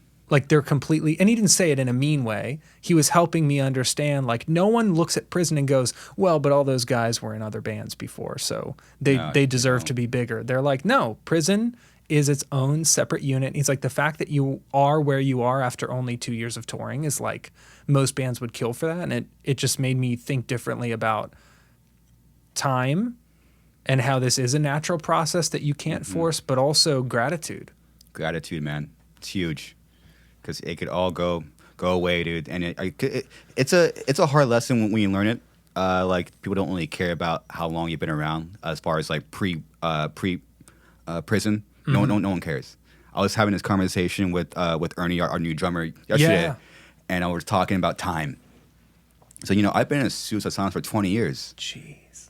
And but the funny thing is, you know what that means? Nothing. Who cares? People don't care, and I don't care. That's so freaking funny. I don't care. Because when the thing is, when you do that, there is like, why? You know, it just doesn't matter. Dude, I think what it is inside of me, at least, is there's this component of ego. Yes. That's like, I deserve credit. Yeah. You're for right. all the work I've done. And I needed Kyle to say, no, you don't. He didn't say it like that. Yeah, that would have been cool though. But he that perspective helped me realize, like, I'm just frustrated that I have to start over. I'm frustrated that this can't be a continuation of Dark Sermon, that I can't be on like year 14 with Dark Sermon or whatever. Yeah, But it's like, you don't have control over that. And Kyle had a very he had a very unique way of basically saying, like, don't make it that your band has only done this after spending all this time, because it was the same amount of time but a different perspective. So I was saying, how come I'm not further after over a decade of playing music? And he said, can you believe how far you are in only 2 years? So we were just looking at different slices of time. That's it. That's crazy, huh? And look at Lorna, dude. Again, not to make this whole podcast about Lorna, but Lorna has been playing shows for a long time. And if you look at that trajectory over a long period of time, you might have someone say, oh, I can't believe they're only X far after playing for that many years. But if you zoom in on the timeline a little bit and you go, can you believe Lorna Shore has gotten this much bigger in only this amount of time? You just shift your perspective and then you use the decade of existing discography before that to back up the hype that they're having now. It keeps it from making it this, like, I think a lot of musicians, including myself, we feel sorry for ourselves because of everything we've had to sacrifice. Yes. But my therapist said that too. He said, nobody made you do that. Like, I'm like, I've given up jobs and I left school and I've like missed funerals and birthdays and weddings and births and I've been fired for it before, and I've gotten kicked out of my living situation, my financial situation. And my therapist was like, nobody forced you to do that. Like, you gave all those things because you cared. And you can stop giving those things anytime you want. That's so true, man. And I was like, shoot, that's where my indignance is coming from, is I felt like music robbed me. And he goes, music didn't rob you of anything. You gave stuff that you didn't have to give, that you could have held on to. You could have said, I don't want to take this 2.5 week, or I don't want to take this 2.5 month tour because my niece is being born and I don't want to miss that. You could have said that at any point, but you didn't. And I'm like, shoot, I forgot I had that power, you know? And it made me less angry and less frustrated. I felt less hurt by music and more like, I have a choice. Like, we could get offered a tour tomorrow and we can say no. We can also say yes. No one's forcing us to do anything. That's true. We just talked about that yesterday. We're gonna stop saying yes to tours. You have to. Yesterday, it was just yesterday, dude. Literally just yesterday. It's crazy. Yeah, it's we have the choice, man. It's nuts. And so, actually, this is related to speaking. When I first started speaking, I was doing it for free. So, like, you know, a lot of bands start out and they're doing that for free. They'll like, you know, make a couple bucks selling tickets here and there. Maybe they get like $50 or $100 or something. Yeah. And so when I started speaking for free, and then I remember when I first started charging to speak, like asking for a fee to speak, and I was nervous because I was like, what if I get less gigs? And I knew this speaker who was like, would you rather do 1 day of work paid or 11 days of work unpaid?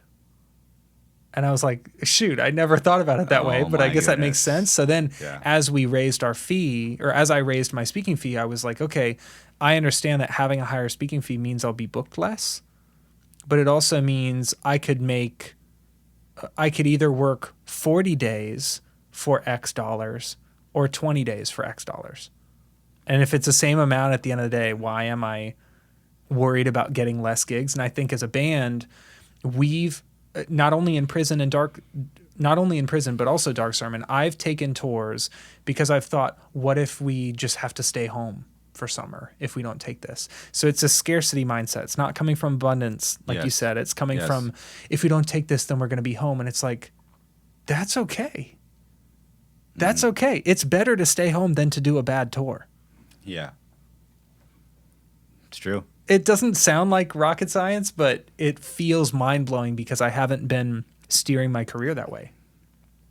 Just a simple mental switch. It's tough. And that's why we have good friends. We need a different perspective constantly.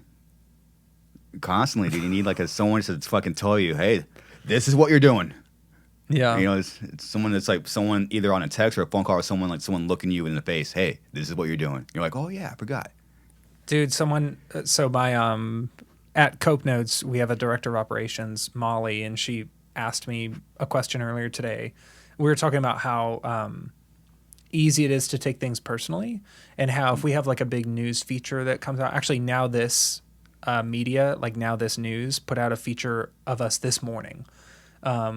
And one of the comments was like, said something like, oh, your magical Jesus man in the sky didn't like help you with your mental health, or some kind of like taunting thing. Sure. And she was like, why do people say stuff like that? And I said, people have literally told me to kill myself in the comments of press features. Yeah. That we've done, like, oh, I wish you succeeded when you tried to kill yourself and stuff. Like, I've seen that stuff in comments. Yeah. And she asked, how do you not take that personally? And I literally said, talking to friends. Like, Yeah. I need to have mentors and friends who are like in similar situations, friends who are further along than me, that I can call and be like, am I taking this personally? Yeah. Am I overreacting?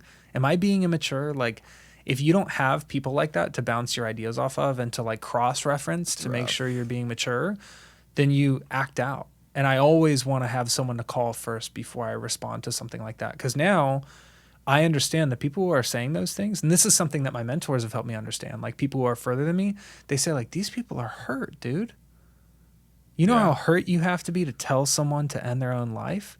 Like, these people are hurting. These people are in trouble.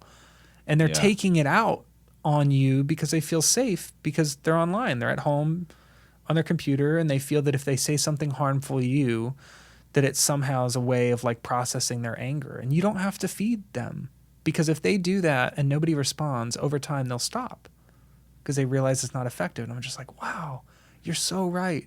Yeah. I'm so glad I didn't comment back. Like, we need to be able to call people to ask them for feedback, because the odds are whatever you're going through, you know someone who has gone through the same thing. You just haven't talked about it yet. That's true. Yeah, you got to keep that open dialogue. Oh man, so you should probably stop reading comments. Dude, is that too? I actually I do not watch press features.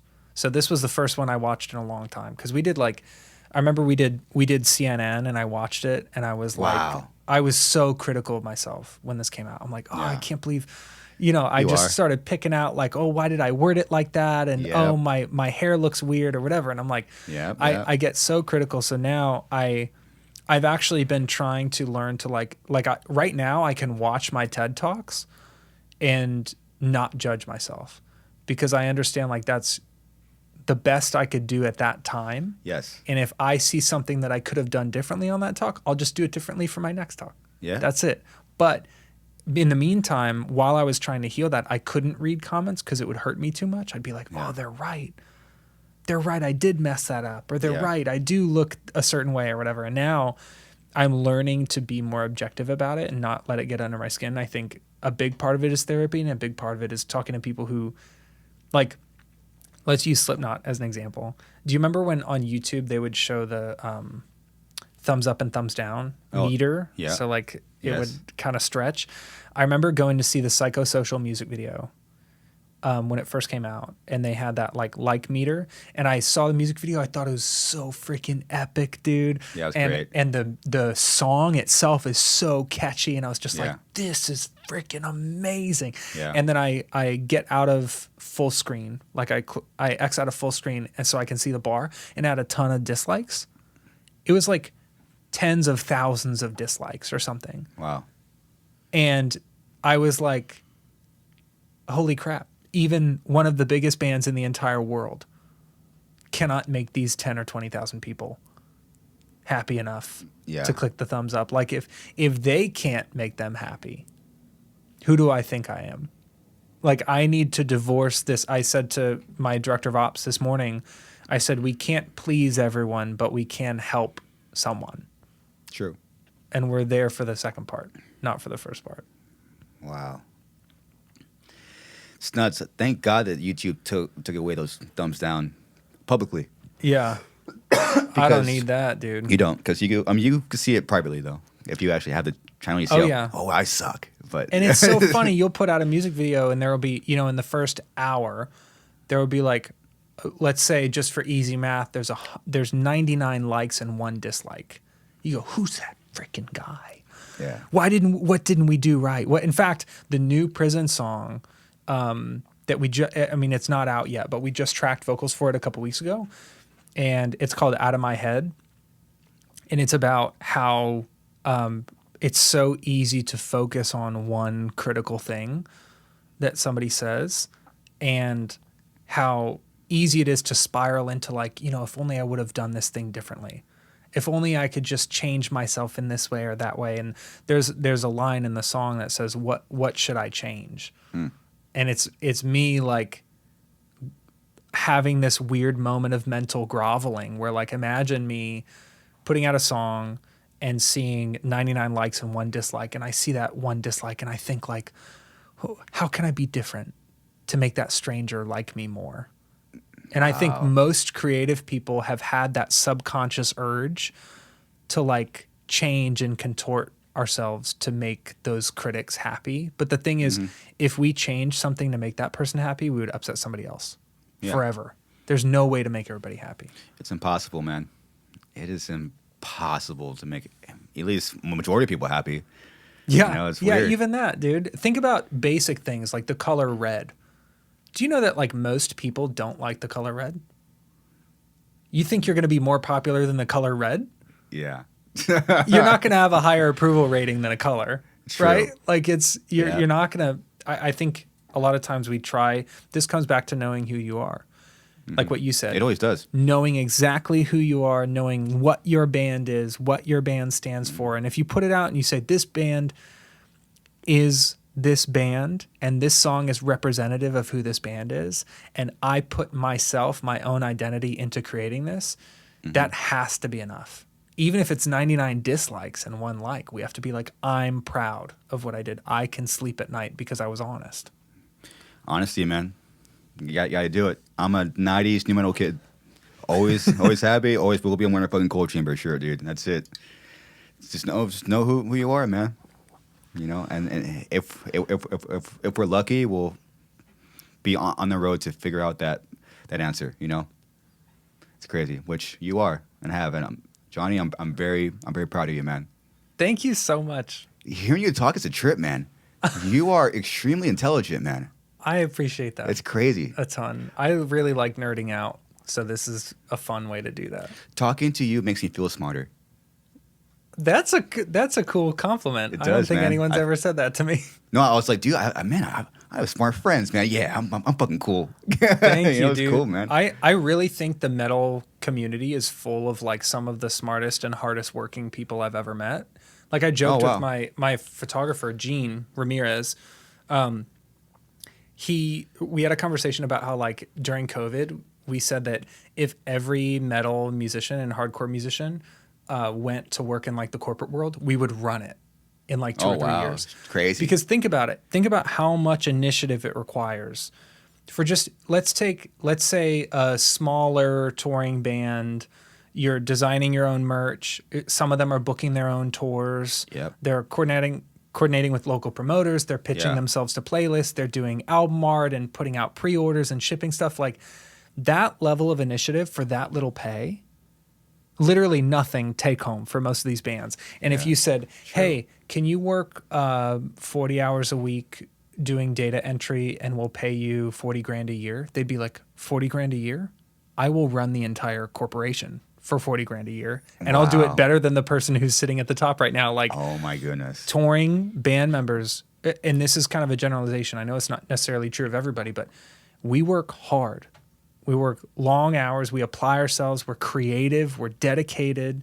We're reliable. Like if you put someone like that into a non-metal setting, we would outshine everybody because most people don't have to work as hard as creative people have to work when they're starting out. It's true, especially when you experienced it. I mean, a few times with bands, with Prism, with Cope Notes. When you start something from scratch, Starting Cope Notes was freaking brutal, dude. I remember I was talking to another friend who helped me sort through this stuff, Danny from Upon a Burning Body. oh, cool. And he said, I was talking to him about Cope Notes, and I was like, dude, it's so tough. Like, everybody knows me for music.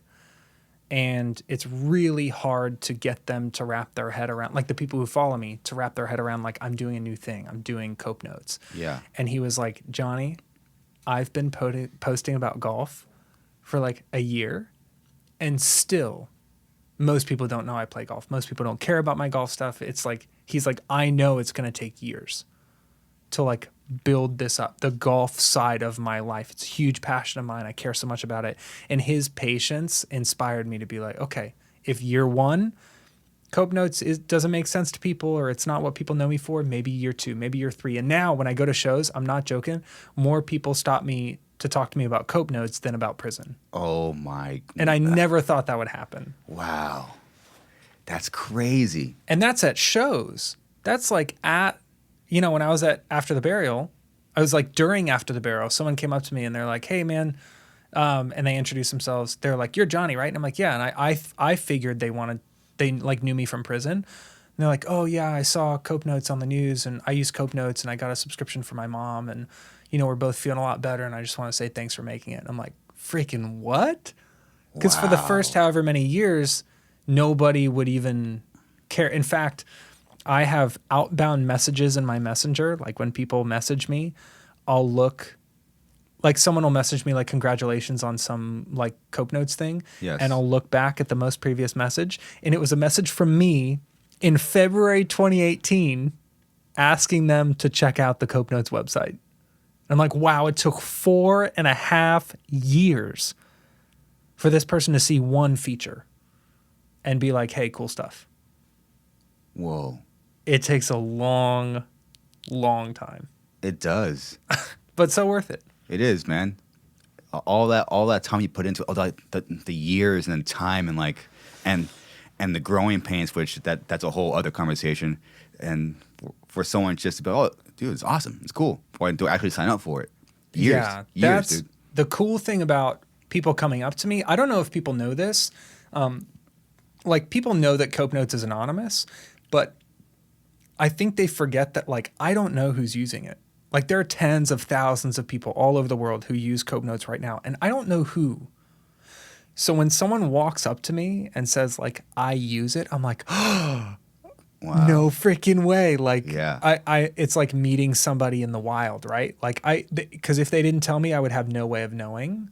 And I feel so fortunate to be able to like get to put a face to the name. Because when you play a concert, for example, yeah, you see kids having fun. And for me, the only thing I care about when I'm playing a concert, the only thing my eyes are looking at is like, are people having fun? Yeah. Are people enjoying themselves? Are people feeling free for this little 30-minute slice of life, separate from all of their problems out there? Like, are they feeling heard and seen and valued and safe? Mm-hmm. Like, is this their 30 minutes that kept me alive when I was going to shows? But with Cope Notes, it's anonymous. I don't get to see faces. I don't get to see names. I don't get to see any of that. So all I see are numbers on a little statistics counter, a little odometer. Wow. So like today, 100 people might sign up for Cope Notes, and I won't get to see them or talk to them or get to have a connection with them the same way that if I played a concert and 100 people were there, and I get to have that conversation with them and see them have fun and interact with them. So it has been honestly very lonely to build Cope Notes, because when you're building a band, you're with your friends, you're with your brothers, you're with like people who you can share that with. But before I had employees, it was just me. And even now, like I'm the only executive, like I'm the CEO and I have employees. And that does get lonely, because when I play on stage, I feel like I'm with my equals. Yeah. Right? Like you have everybody on the same page. Everyone's bought in. Yeah. But a company isn't always like that. Wow. Damn. Yeah. It's like because you do it for human connection. So it's hard to like when you just see like number, But now it's not another reason for you to go on tour. You're gonna be approached by people that I'm on. Sign up for Cope Notes. Yeah, It's we're crazy. finally touring again. Great. So we've been home for a long time. So I don't know, when is this coming out? Monday. Oh, it's really soon. Okay, so check our page this week, I guess, the week that this comes out, because we'll have tour dates posted. And Cool. we're switching our MO, kind of like what you said. We need to be able to say no. Yes. And I think our mentality is like, how do we have the greatest amount of impact Yes. while making the wisest use of our time? Yes. Like if we can spend more time writing music and less time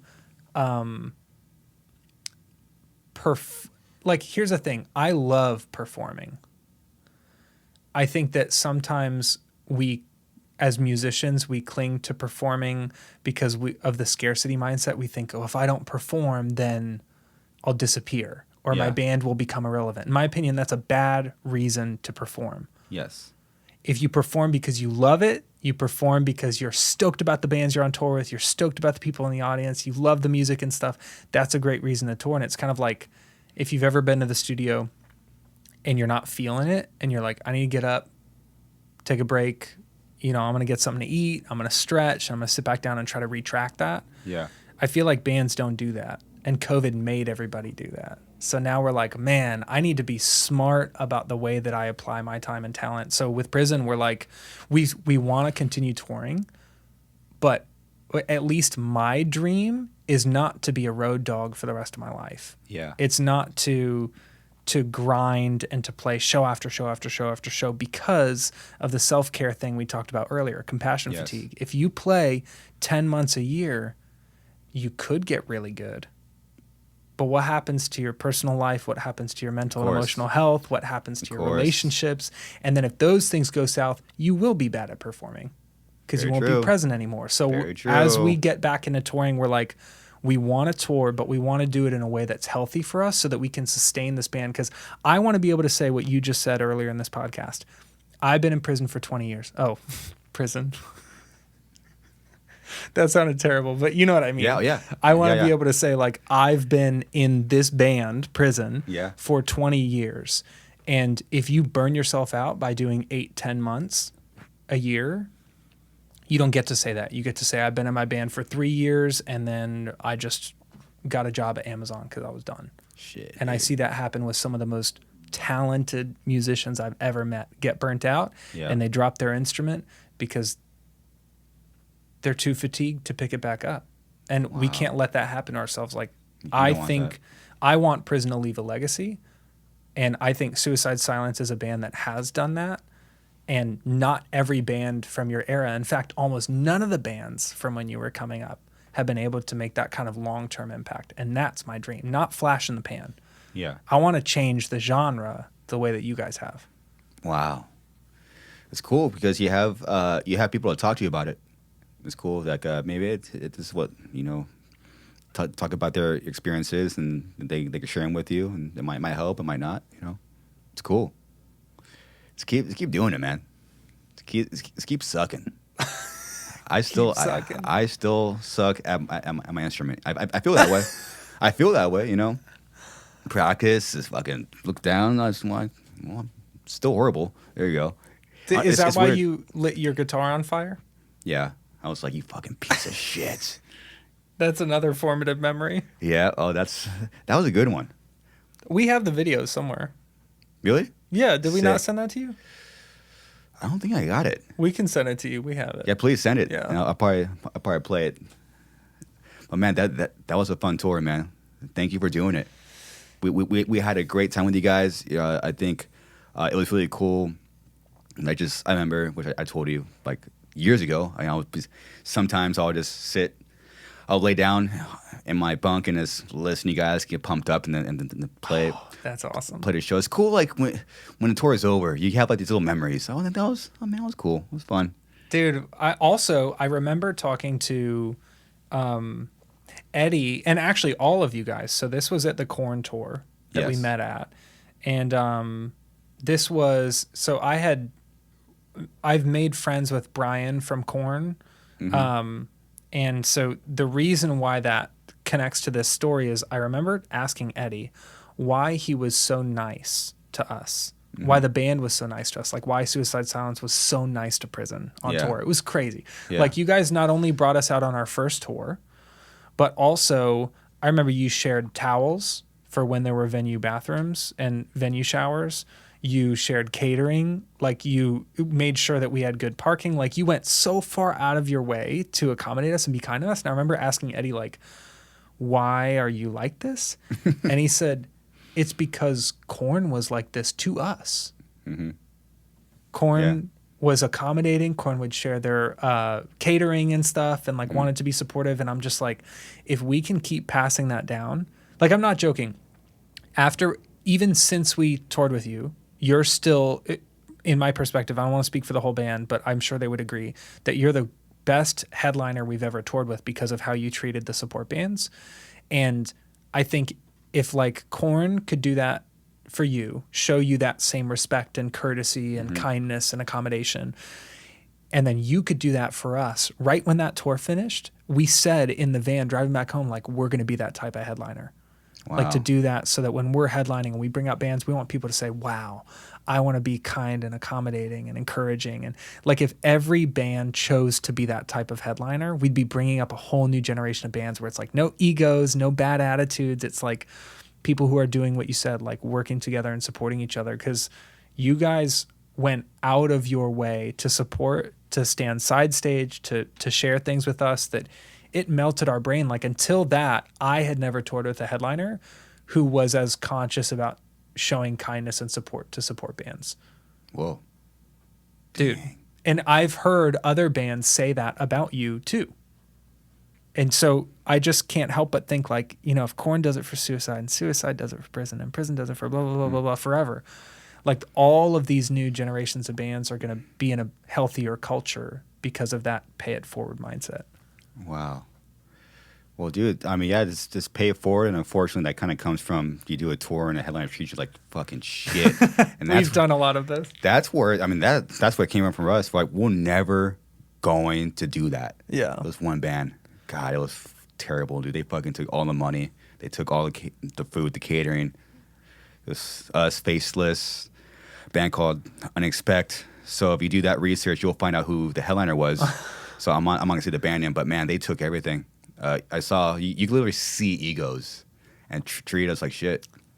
That's so. Actually, we recently, you know, Thy Art is Murder, for example. Yes. There's a story of them, and I don't even know that I'm the one to tell it, but there's a story of them being extremely generous to a band that was not compensated fairly, and Thy Art was generous for the entire duration of the tour. They Wow. like made up for a discrepancy in pay for a band for the entire tour Wow. to support them. Like and Attila has done similar stuff like that. Like sometimes you see these bands and they're not going to go out bragging. Yeah, they don't. Like Thy Art and Attila aren't going to be like, we're so nice and we did this thing. But like people who are on the other side of the fence who like can see stuff and know that that's happening, like we appreciate it because they're setting a precedent for other young bands coming up to Totally. be like, we got to be generous because the bands who are taking us out are behaving that way, and it's inspiring, dude. It is. It is, man. We're always trying to have a fucking good time, dude. Jesus. Because everyone's having a good time. The show's sick. Oh yeah. It's just, duh, right? Everyone having a good time. Show's sick. One of those like common sense things that people don't think about. They think like scarcity, mine. Oh yeah. You know. But what I did to overcompensate, I was a massive fan of the band then, and that was the year we did Mayhem, 2008, with that flyer, and I still wore the fucking band T-shirt on stage in front of our biggest tour in our career, just because. Wow. I'm a guy that separates the art from the artist. I am that guy. I will completely separate it. So Yeah. it was like had this sour taste in my soul, but no matter what, I still went home. I went to Buffalo Wild Wings. I wore their T-shirt, 8 Wings, and I still wear it live. You go again. You'll partner with the band name. You just go look up my stage shirt. You'll know Yeah. exactly who it is. It's like feelings. You got to go through something shitty to fucking change. You know, we went through that, and like, all right, well, never gonna do that. You know, Dude, also like letting go. Like it sounds like you at a certain point were just like, I'm not gonna burn time and attention and energy on being upset about this anymore. yeah. Like I feel like we allow people to take our energy easily. Yeah. Like there's this awesome parable. I'll give you the short version. Let's do it. But I absolutely love this. I try to. My therapist told it to me, and it's been like ringing in my head ever since. He said, Yeah. it's this parable of these two monks that are like walking along a trail, and neither monk is allowed to touch women. Oh wow. They're like taking a vow of celibacy. Yes. And so they're walking all the way to this monastery, and they get to like this river, and there's this woman who can't cross the river. So, and they're like I guess I'm going to leave out a lot of details, but basically, she can't cross. So the older, more seasoned monk picks her up and carries her across the river. And the other monk is like, what the heck? Like, this guy's supposed to be my mentor, my teacher, and then he totally broke his vow. Like, he just touched a woman. So they walk and walk and walk for days to get to this monastery. They finally get there. And the younger monk is like, hey, are you going to, like, tell on yourself, basically? Like, when you go in there, are you going to confess that you, like, broke your vow? And the older monk says, I carried her across a river for a couple minutes, but you've been carrying her for days. Oh, wow. All the way to the monastery for miles and miles. And I Wow. think like that was such a beautiful representation of like how we can choose to we can just choose to like, quote, set that person down. Mm-hmm. Like when we carry grudges and we get frustrated, like, oh, I can't believe this person didn't do this thing for me, or this person mistreated me. Oh, yeah. If they mistreat you in a moment and you're frustrated, you, quote, carry them across the river, you have to touch them for a minute to deal with that. Yeah. That's okay. But in the days and weeks and months and years afterwards, don't carry them anymore, dude. Yeah. You don't have to do that. They don't deserve any more of your time and attention. Yeah, you're right. And it causes illness inside your body, dude. And resentment. And like you'll be like going out for a walk and be like, I'll be like, fuck that guy. The guy fucking did this. And it took me a whole life to learn that, dude. Let it go. If you can't have a conversation with them, have the conversation. And it's the cliche. You get this fucking wave. It's like lifted. Oh shit. Yeah. Okay, then you feel way better. It's like, oh wow. And the time too, like I remember, I've been sort of screwed over by a number of people in the music industry before, and it would like eat at me. It would like, I couldn't let it go. And then just recently, I just thought like, I'm devoting time and attention and energy to being frustrated about this. Kind of like when my therapist said, no one made you give up your apartment. No one made you give up your degree. No one made you give up your relationship. Like you did that. Yeah. I was like, shoot, I'm giving that person being frustrated. And I've felt a lot lighter and even like reached out to people to be like, hey, I don't know like exactly where things went wrong, but I don't have a problem with you. Like I'm not upset. I'm happy to start fresh. If you still don't want to chat, that's fine with me, but I just want to let you know I'm not carrying anything anymore. I'm cool with you. I'm not saying you have to be cool with me, but that freedom, like forgiveness does not take two parties. Yes. Like you can forgive someone for wronging you and they can still be sure upset with you or whatever, and you still feel light because you're like, wow, I set that person down on the other side of the river. Wow. That's true, man. Holy shit. Well, I think we should end this one on a high note. That was very positive. Yeah. Well, Johnny, thank you for flying here for just doing the podcast. I did fly here kidding. early for the You did. podcast. I Yeah. did move my flight to make it happen. So What? Dude, I was going to ask you. We just got in this 2-hour conversation. What are you in town for? So, Cope Notes has some government meetings out here. So, wow. part of the vision for what we're doing is like, of course, individual people can pay for Cope Note subscriptions. Yeah. And it's like $10 a month or something, even less if you get like a year. But the vision for us is like not only to serve people who do have $10, but to serve like foster youth and homeless communities and like people who don't have $10.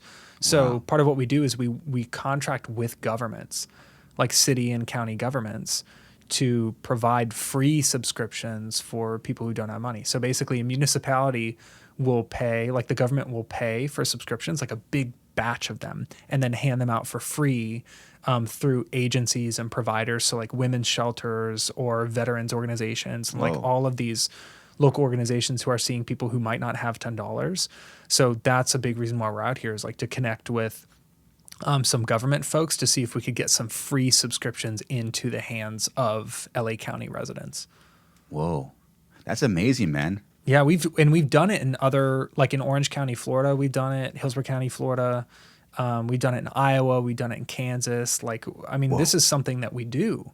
So LA County is like the largest county in the U.S. I think it's like absolutely gargantuan. So this is like has always been a dream for us. Is like, how do we get this out there? And because it's anonymous, this is the last thing I'll say, because I know it's like we're going over time, but like LA County is very diverse, right? You have people from all sorts of ethnic backgrounds. You have people who have, maybe they have accents, or maybe they have body modifications, or maybe they identify as a different gender, or they have a different, quote, different sexual orientation. And these things are barriers to care.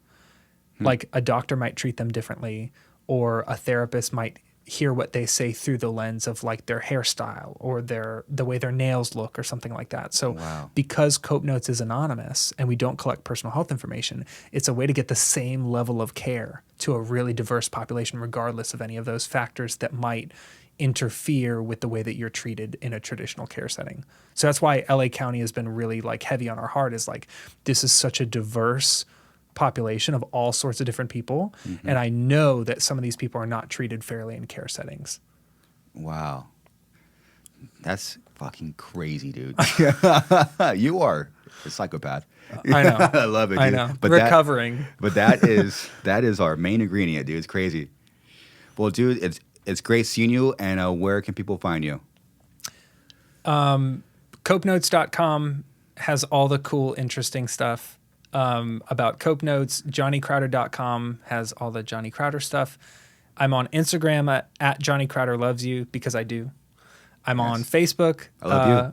Johnny Crowder. I actually use LinkedIn a lot now for Cope Note stuff. I'm not sure how many of your listeners are like big LinkedIn people, but I am on there. And then what I'd really encourage you to do is, if you're a podcast person, the Cope Notes podcast. We've interviewed actually Austin from Lorna. We've interviewed Vincent from Acacia. We've interviewed Brian from Korn, like a lot of musicians, about how they handle their mental and emotional health while they're touring, while they're recording, while they're home. So the Cope Notes podcast. And the last thing I'll say is, if you have time, if you can carve 15 minutes out to watch just one of my TED Talks, you can pick whichever one you want. If you go to YouTube and search Johnny Crowder, the reason why I put 6 months into writing each of those talks is so that I could have a 15-minute conversation with 1 million people. So like, please take the time to watch at least one, if not both. There's one called How to Grow as a Person and Why It Sucks. And that's like more about neuroscience and why it's hard, how to basically teach your brain to think in healthier patterns. But then the other one is called Why I Don't Want to Die Anymore. And if there's anyone listening right now, anyone listening who is even remotely considering suicide as a viable option, stop what you are doing right now. Watch Why I Don't Want to Die Anymore, my second TED Talk. And then if you still are considering suicide in that moment, actually even before you watch the TED Talk, if you're serious and you have plans and you've thought about it and you're really considering suicide, first thing to do is text HOME to 741-741, which is a crisis text line. Do that yesterday. Do it like literally right now. And then after someone has helped you, I encourage you to watch that TED Talk, because I talk about some of the flawed logic behind suicidal ideation and how the reasons why I wanted to end my own life actually didn't make a lot of sense. So please, whatever you do, you don't have to follow me on any of the things. You don't have to watch any of my talks. If you take nothing else from this, just know that you can text. And I don't own the crisis text line. We're not affiliated in any way, but it is a free resource that you can use 24/7. So if you text home to 741-741, you can chat with a trained crisis counselor in real time. So everything that I do is not for crisis response. This is for people who are trying to feel healthier, trying to take care of themselves. If you are in a crisis, do not turn to me because I won't be able to help you the same way that the crisis text line can. Wow. Well, we got it. Dude, I love you. I can't believe you flew literally across the country to hang out, dude. Yeah, I'm fucking buddy. pumped, man. So worth it. Well, good luck with your meeting, and I had a great combo. I did not expect to do this for over 2 hours. I'm fucking pumped, dude. It's sick. It flew by. It's time to pee. Yeah, I've been holding it. I've been holding the pee and apart. Well, on that note, everyone, again, thank you, and yeah, I'll see you soon. Later.